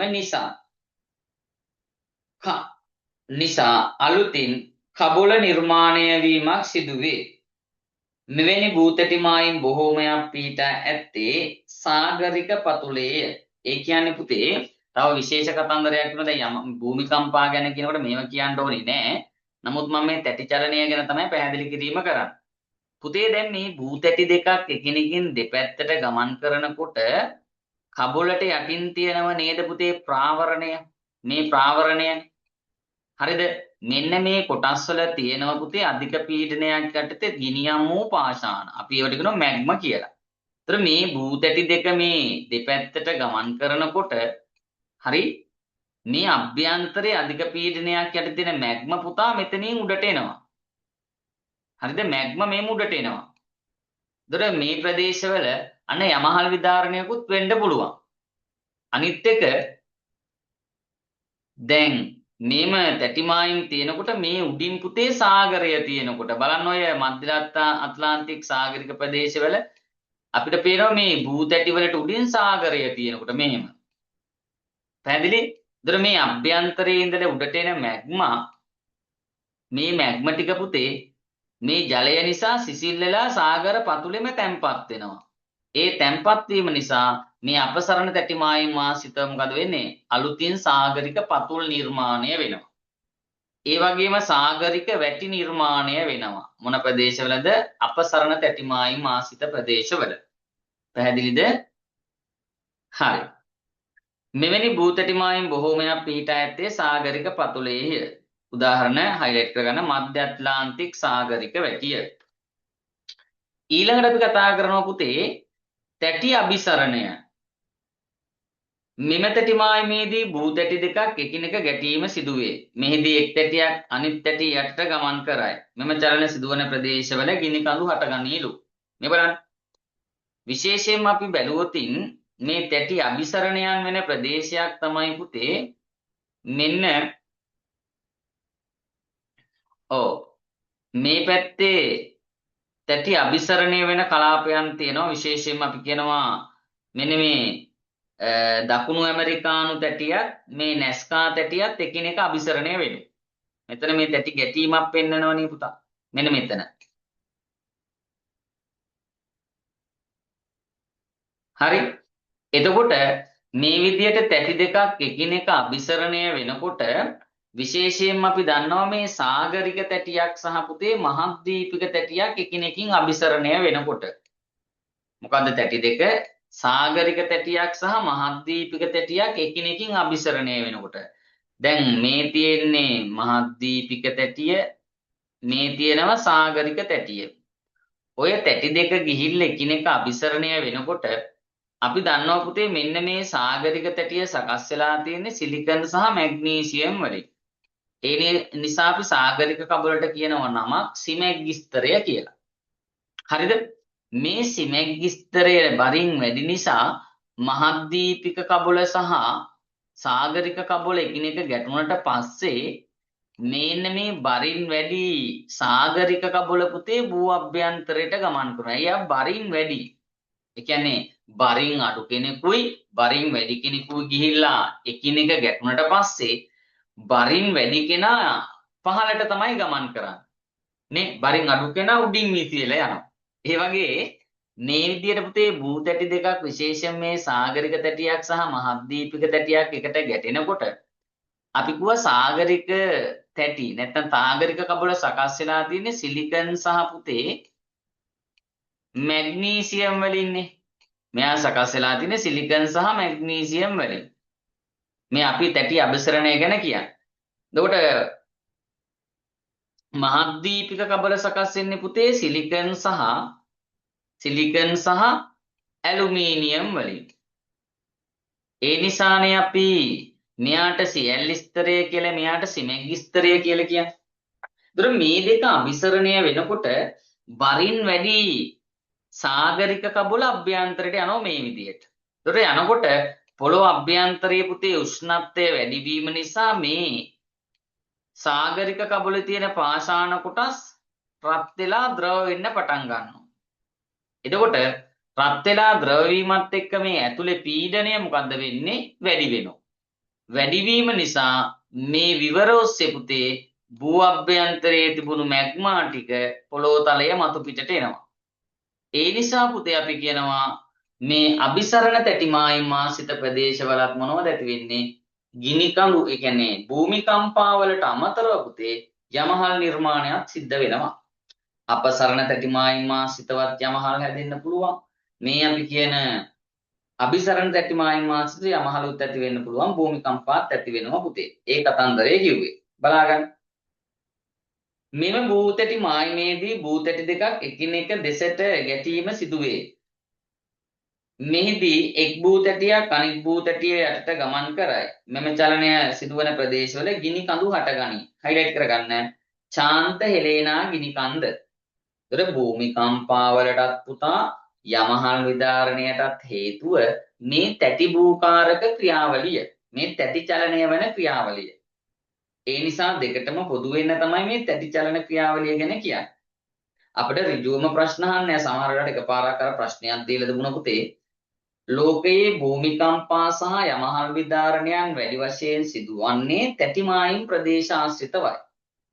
උචිත උදාහරණ සහ රූප සටහන් ඇසුරින් මෙම ප්‍රකාශය පැහැදිලි කරා. මට මතක විදිහට 2011 පේපර් එකේ තිබුණා. අන්න ඒ නිසා මේව හොඳට අවබෝධ කරගන්න ඕනේ මේ තැටි ක්‍රියාවලිය. ඒකයි මම මේ වැඩි විස්තරات එක්ක කියාගෙන යන්නේ. ඊළඟට අපි කතා කරමු පුතේ තැටි චලනය වෙන තුන්වෙනි ආකාරය පුතේ තීර්යක් තැටි මායිම්. මෙම භූතැටි මායිමේදී භූතැටි එකිනෙකට ස්පර්ශ වෙමින් ප්‍රතිවිරුද්ධ දිශාවලට චලනය වේ. ඇතැම් විට මෙසේ චලනය වන භූතැටි එකිනෙකට හිරවීමක් සිදුවේ. මෙලෙස අධික ශක්තියක් එකතු වූ විට එම ස්ථානවල ප්‍රබල භූමිකම්පාවන් සිදුවිය හැකිය. උදාහරණයක් සැන් ඇන්ඩ්‍රියාස් විභේදය. දැන් බලාවි සැන් ඇන්ඩ්‍රියාස් විභේදය තියෙන්නේ කොහෙද කියලා.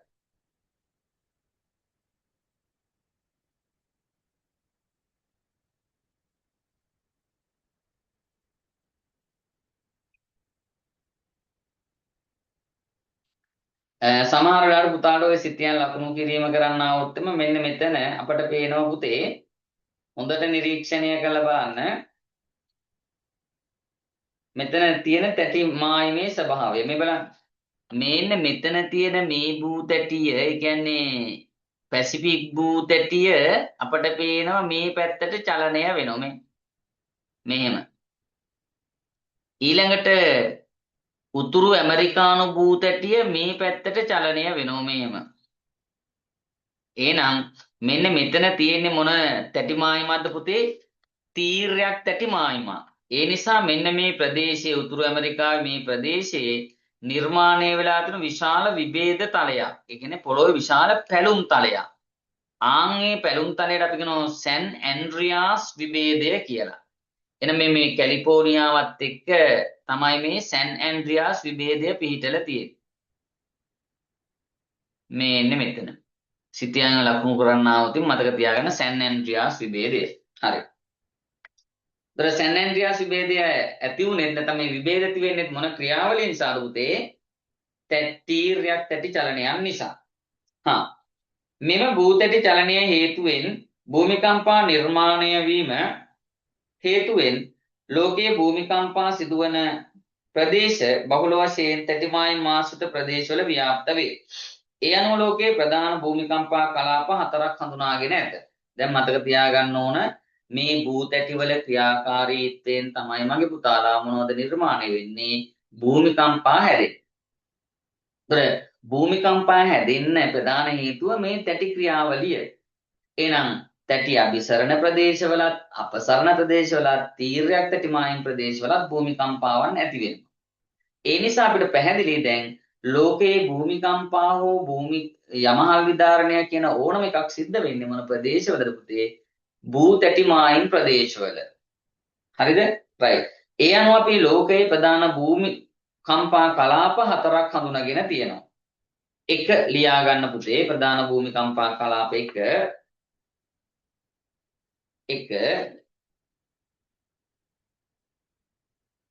ලියා ගන්න.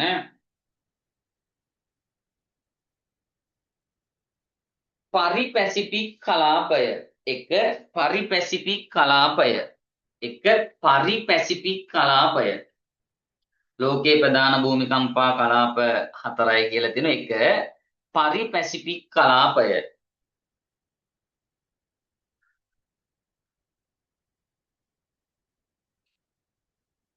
පරිපැසිෆික් කලාපය.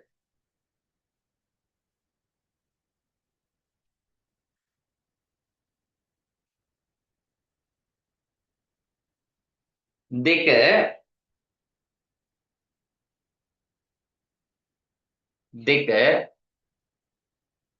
මධ්‍ය ඇට්ලාන්ටික් සාගරික වැටි ප්‍රදේශය. මධ්‍ය ඇට්ලාන්ටික් සාගරික වැටි ප්‍රදේශය. මධ්‍ය ඇට්ලාන්ටික් සාගරික වැටි ප්‍රදේශය.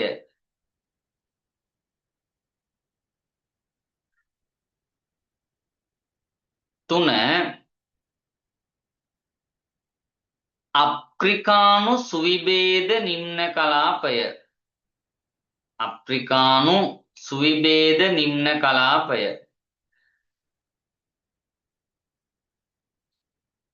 4 මධ්‍යධරණී මුහුද සහ හිමාලයා කඳු ප්‍රදේශය. මධ්‍යධරණී මුහුද සහ හිමාලයා කඳු ප්‍රදේශය.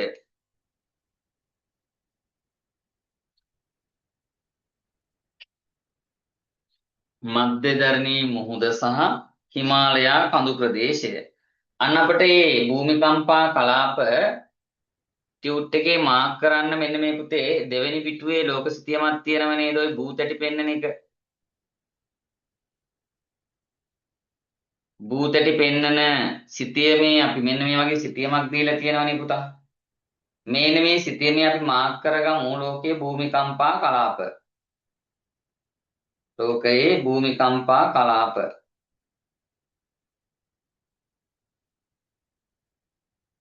රතු පාටින් පාට කරගන්න. මෙන්න මේ කලාපය අපි කියනවා මම මෙන්න මේ තේයා කරන කලාපය මෙහෙම පාට කරගන්න.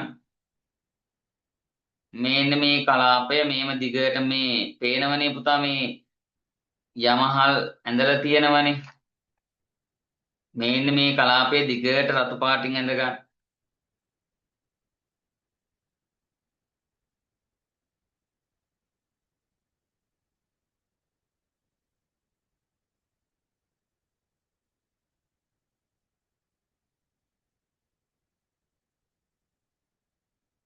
හරි.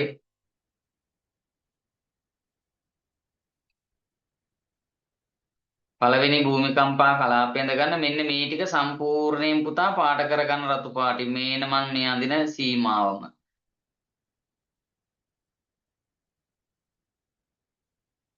රතු පාටින් ඕන්න ඔය සීමාව පාට කරගන්න මෙහෙම. රතු පාටින්. ඕන් ඔහොම. මේක එක පැත්තක්. මේකට අපි කියනවා පරිපැසිෆික් කලාපය. මේ ටිකත් පරිපැසිෆික් කලාපය. හරි. පරිපැසිෆික් කලාපය මේ ටික සම්පූර්ණයෙන් රතු පාටින් පාට කරගන්න.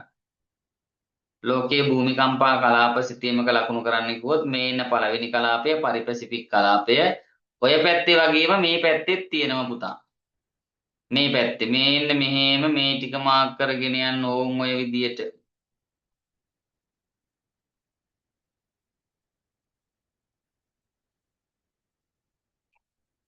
මේ සර් මාක් කරන ටිකම පාට කරගෙන යන්න ඕන් ඔහොම.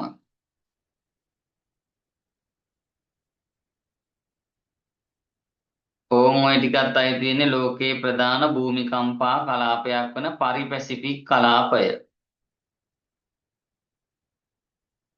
හරි. එතකොට බලන්න මේ ඔක්කොම තියෙන්නේ තැටිමායිම් ප්‍රදේශවල. තාම මේ මාක් කරේ එක භූමිකම්පා කලාපයක් විතරයි. මොකද මේ පරිපැසිෆික් කලාපය. පරිපැසිෆික් කලාපය. හරි. මේ පැත්තෙත් පරිපැසිෆික් කලාපය, මේ පැත්තෙත් පරිපැසිෆික් කලාපය.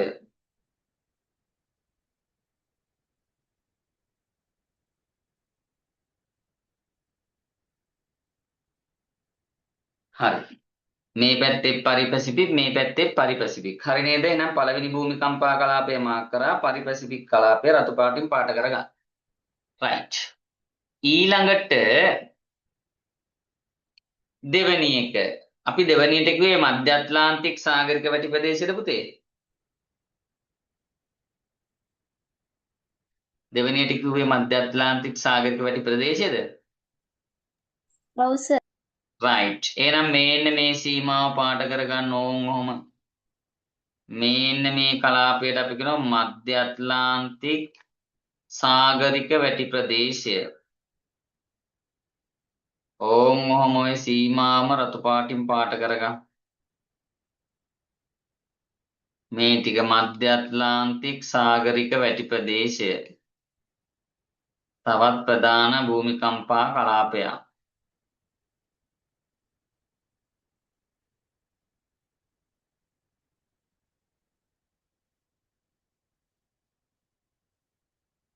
එක අපි කිව්වා පරිපැසිෆික් කලාපය මේ ටිකට අපි කියනවා මධ්‍ය ඇට්ලාන්ටික් සාගරික වැටි ප්‍රදේශය.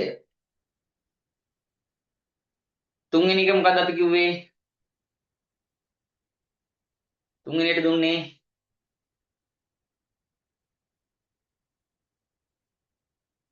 ටියුට් එකේ ලියලා තියෙන තුන්වෙනියට මොකද්ද පුතේ? මධ්‍යධරණී මුහුද සහ හිමාලය කලාපයද?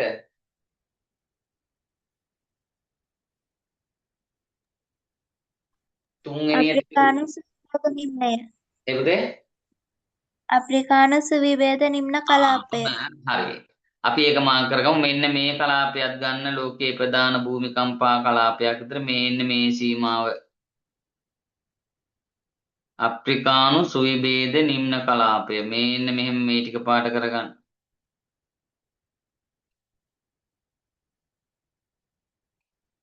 මේ ටික අප්‍රිකානු සුවිභේද නිම්න කලාපය.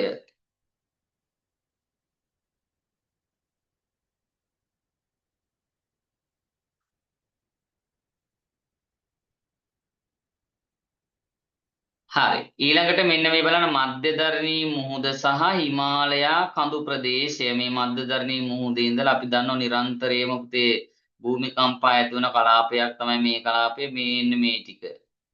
ඕම් මොහොම. නේ ඔය ඉතාලිය, තුර්කිය, ඊළඟට ඇෆ්ගනිස්තානය, පාකිස්තානය, උතුරු ඉන්දියාව, නේපාලය, භූතානය ඔය කලාපයම භූමිකම්පා අවදානමේ තියෙන වැඩිම භූමිකම්පා වෙන කලාපයක් මේ කලාපය. අපි කියන මොකද පුතේ? මධ්‍යධරණී මුහුද සහ හිමාලයා කඳු ආශ්‍රිත ප්‍රදේශය. ඔව් මාක් කරගන්න. පාට කරගන්න සම්පූර්ණ රතු පාටින් පාට කරගන්න. හරි. එහෙනම් ඔන්න අපි අඳුරගත්ත ලෝකේ ප්‍රධාන භූමිකම්පා කලාප කීයද? 4යි. ආයෙ මතක් වෙන්නත් එක්ක හයියෙන් කියමු. හයියෙන් කියන්න. පරිපැසිෆික් කලාපය, මධ්‍ය ඇට්ලාන්ටික් සාගරික වැටි ප්‍රදේශය, අප්‍රිකානු සුවේද නිම්න කලාපය, මධ්‍යධරණී මුහුද සහ හිමාලයා කඳු ආශ්‍රිත ප්‍රදේශ පුතේ. හරි. ඊළඟට ඕන් අපි යනවා භූමිකම්පාවල තීව්‍රතාවය කියලා මාතෘකාවක් තියෙනවා. බලාගමු ටියුට් එක. භූමිකම්පාවල තීව්‍රතාවය කියලා තියෙනවා, ඒක බලා ගන්න.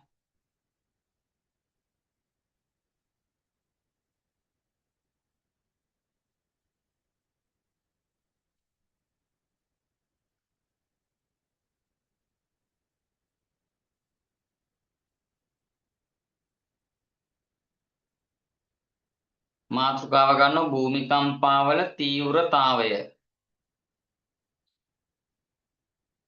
හරි බලා ගන්න.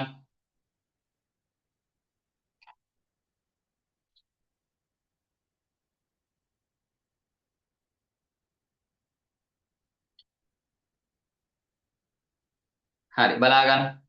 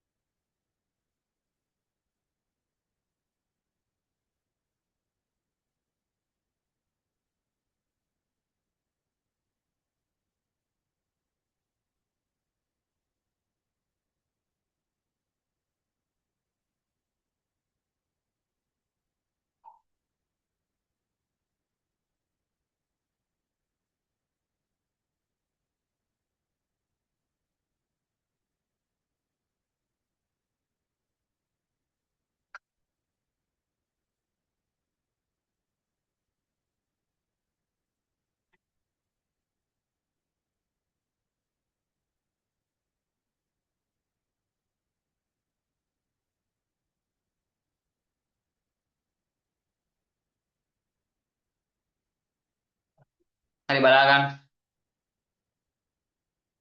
භූතැටි එකිනෙක ගැටෙන ස්ථානවලදී පාෂාණ ස්තර නැමීමක් සිදුවේ. මෙසේ නැමීමට යෙදෙන බලය පාෂාණවල ඔරොත්තු දීමේ හැකියාව ඉක්මවා ගිය විට පාෂාණ ස්තර කැඩී යයි. මෙම කැඩී යාම සිදුවන ස්ථානය භූමිකම්පාවේ නාභිය ලෙස හඳුන්වයි. හයිලයිට් කරගන්න.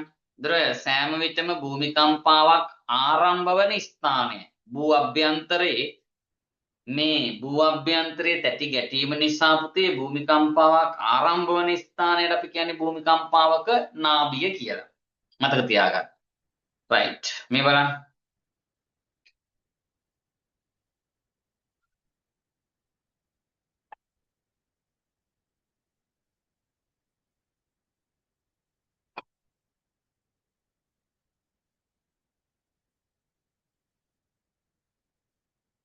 right මෙන්න මේ විදියට මේ තියෙන්නේ භූමිකම්පාවක නාභිය පිහිටන විදිය. එතකොට මෙන්න මේ භූ අභ්‍යන්තරයේ තැටියේ ගැටීම නිසා භූමිකම්පාව කියන්නේ භූ තැටිය කැඩෙන සෙලවෙන්න පටන් ගන්න ස්ථානයට අපි කියන්නේ භූමිකම්පාවක නාභිය කියලා. එතකොට ඒක තියෙන්නේ භූ අභ්‍යන්තරයේ. හරි. නාභිය ලෙස හඳුන්වයි. නාභියට ඉහළින් පොළොව මතු පිට පිහිටි ලක්ෂ්‍ය අපි කේන්ද්‍රය ලෙස හඳුන්වයි. මේ නාභියේ ඉඳලා පුතේ ලම්බකව පොළොව තලය මතු පිට පිහිටන ස්ථානයට අපි කියන නමක් ඒක භූමිකම්පාවක අපි කේන්ද්‍රය අපි කතා කරා. භූ අභ්‍යන්තරයේ භූමිකම්පාව හට ගන්න ප්‍රදේශය අපි කිව්වා භූමිකම්පාවේ නාභිය. ඒ නාභියේ ඉඳලා පොළොව තලය මතු පිට පිහිටන ස්ථානයට අපි කියන භූමිකම්පාවක අපි කේන්ද්‍රය කියලා. හරි මතක තියාගන්න. right. භූමිකම්පාවක නාභියේ සිට සෑම දිශාවකටම පුළුවන් නම් පුතාලා මෙන්න මේ රූප සටහනට අක් ගාලා උතින් දැනගන්න. චූටියට දැනගන්න. මේන්න මේක ඇඳගෙන නම් කරගන්න ටක් ගාලා මේක අපි කියනවා නාභිය. නාභිය. මේ පොළොවේ මතු පිට තියෙන ස්ථානට අපි කියනවා අපි කේන්ද්‍රය.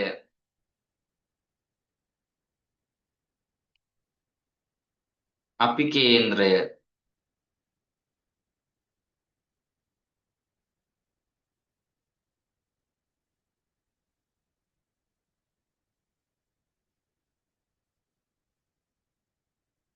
අපි කේන්ද්‍රය. පොඩියට සටහනක් විදිහට චූටි නෝට් එකක් විදිහට අදගන්න. ඔක්කොට ඕනේ නේ. හරි. භූමිකම්පාවක නාභියේ සිට සෑම දිශාවකටම භූමිකම්පා තරංග විහිදී යයි. මෙම තරංග මගින් පෘථිවි පෘෂ්ඨය ඔස්සේද පෘථිවි අභ්‍යන්තරය තුලින්ද ශක්තිය රැගෙන යයි. පෘථිවියේ විවිධ ස්ථානවල පිහිටුවා ඇති භූමිකම්පා මාන මගින් භූමිකම්පාවල ප්‍රබලතාවය මැනීම සිදු කළ හැකිය. හයිලයිට් කරගන්න. භූමිකම්පාවක ප්‍රබලත්වය මනින්න භාවිතා කරන උපකරණය භූකම්පන මානය. හයිලයිට් කරගන්න. පෘථිවියේ විවිධ ස්ථානවල පිහිටුවා ඇති භූකම්පන මාන මගින් භූකම්පන මාන මගින්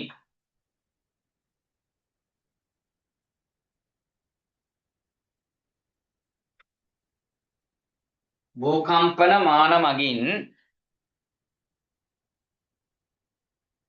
භූමිකම්පාවල ප්‍රබලතාවය මැනගත හැකිය.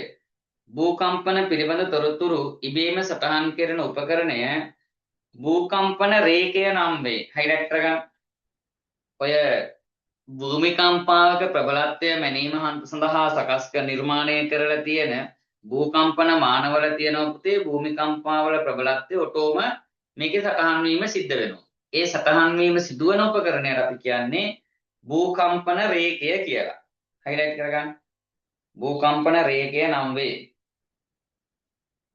භූකම්පන රේඛයේ සටහන් වන තොරතුරුද භූමිකම්පාවෙන් ගොඩනැගිලි වලට භූමියට හා මිනිසුන්ට සිදුවන හානියද පදනම් කොටගෙන ගණනය කරනු ලබන පරිමාණය රික්ටර් පරිමාණය නම් වේ. අන්න ඒක හයිලයිට් කරගන්න. භූකම්පනවල ප්‍රබලත්වය මනින මිනුම් ඒකකය රික්ටර් පරිමාණය.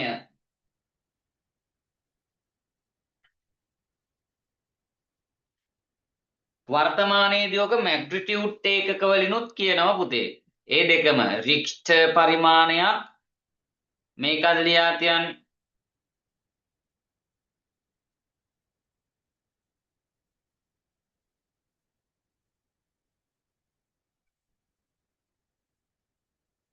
මැග්නිටියුඩ්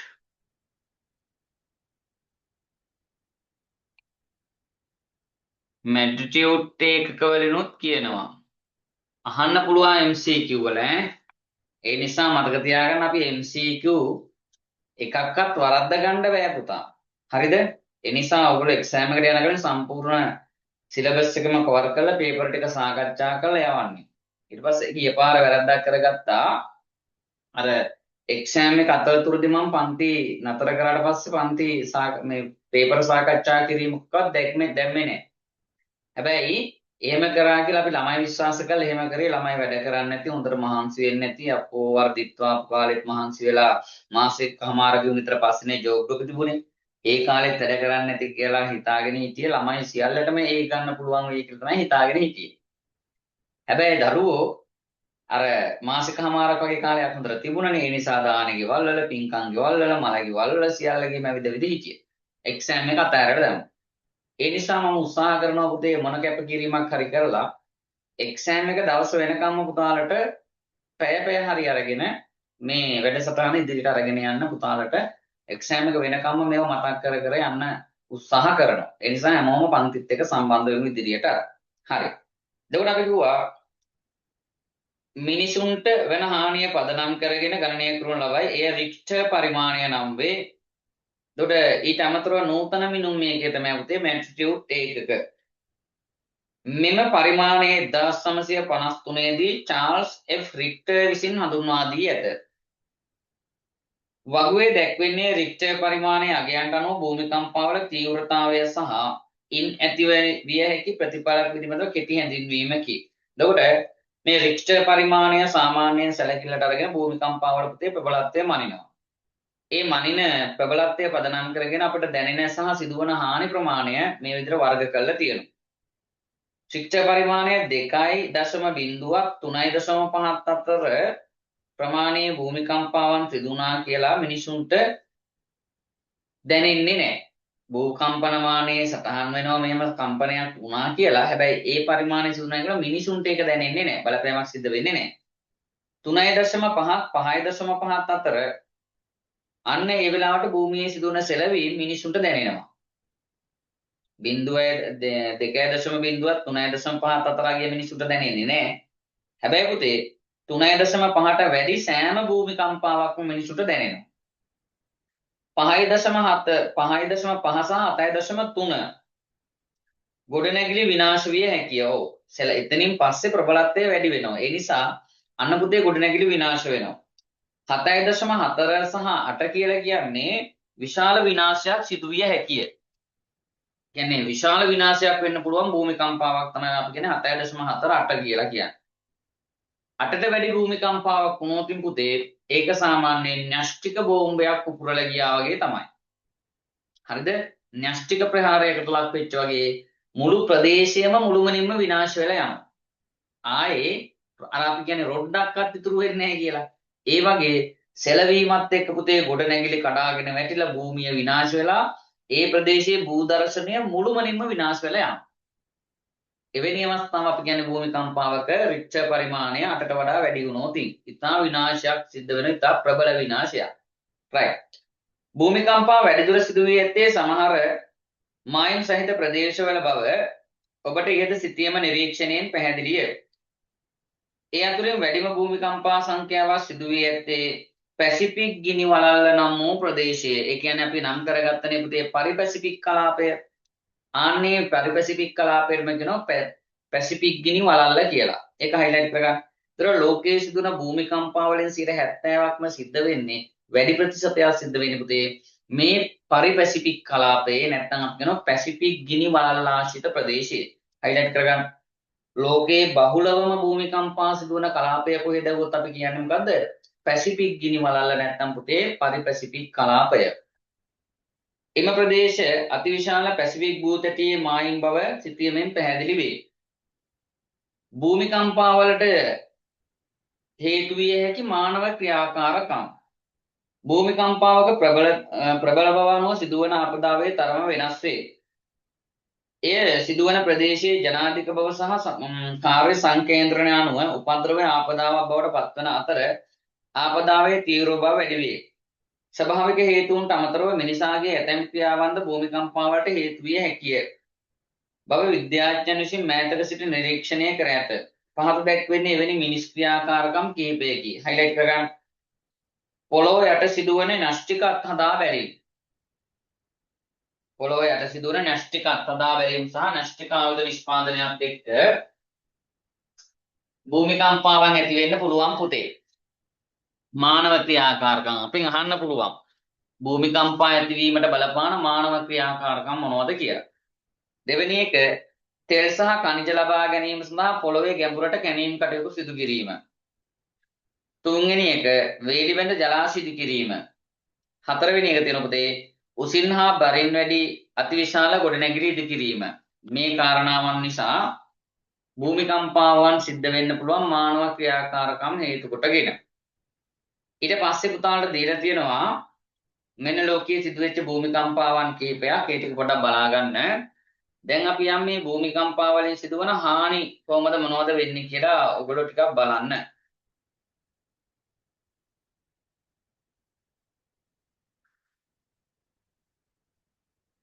මේ බලන්න භූමිකම්පාවලින් සිදුවිය හැකි හානි. මේ බලන්න ගොඩනැගිලි විනාශ වෙනවා.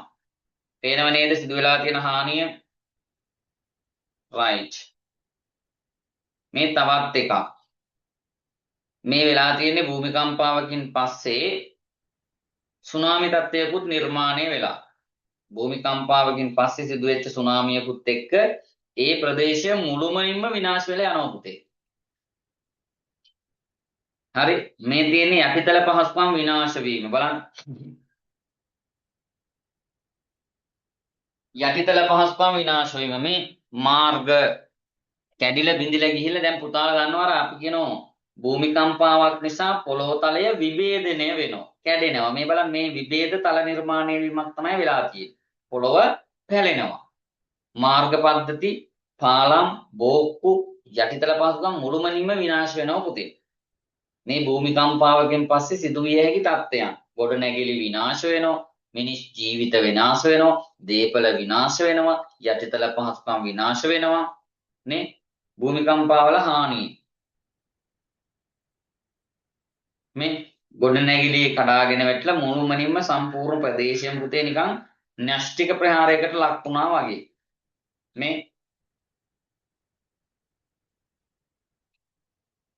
මේ තවත් ඒ වගේ විශාල දැවැන්ත පාලමකට සිදු වෙලා තියෙන හානිය පුතේ. පේනව නේද?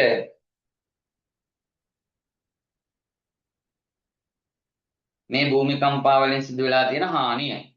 right. එතකොට අපි කිව්ව මේ භූමිකම්පා වලින් සිදුවන හානි ගැන කියනකොට අපි කියනවා මොනවද වෙන්න පුළුවන්? මිනිස් ජීවිතවලට හානි සිද්ධ වෙන්න පුළුවන්, දේපල විනාශ වෙන්න පුළුවන්, වගාවන් විනාශ වෙන්න පුළුවන්, යටිතල පහසුකම් විනාශ වෙන්න පුළුවන්. පැහැදිලිද? ඔයගේ විශාල හානි ප්‍රමාණයක් සිද්ධ වෙන්න පුළුවන්. පැහැදිලි නේද? right. ඕන් එහෙනම් අපි කතා කරාද භූමිකම්පා ගැන. පැහැදිලි නේද පුතේ? right. ඊළඟට අපිට කතා කරන්න තියෙනවා සුලි සුළං වල ක්‍රියාවලිය. ඊළඟ ස්වභාවික උපද්‍රවයට අපි යනවා සුලි සුළං. අපි සුලි සුළං ගැන එනම් පුතේ ඊළඟ දවසේ සාකච්ඡා කරමු. සුලි සුළං ගැන අපි ඊළඟ දවසේ සාකච්ඡා කරමු. පැහැදිලි නේද?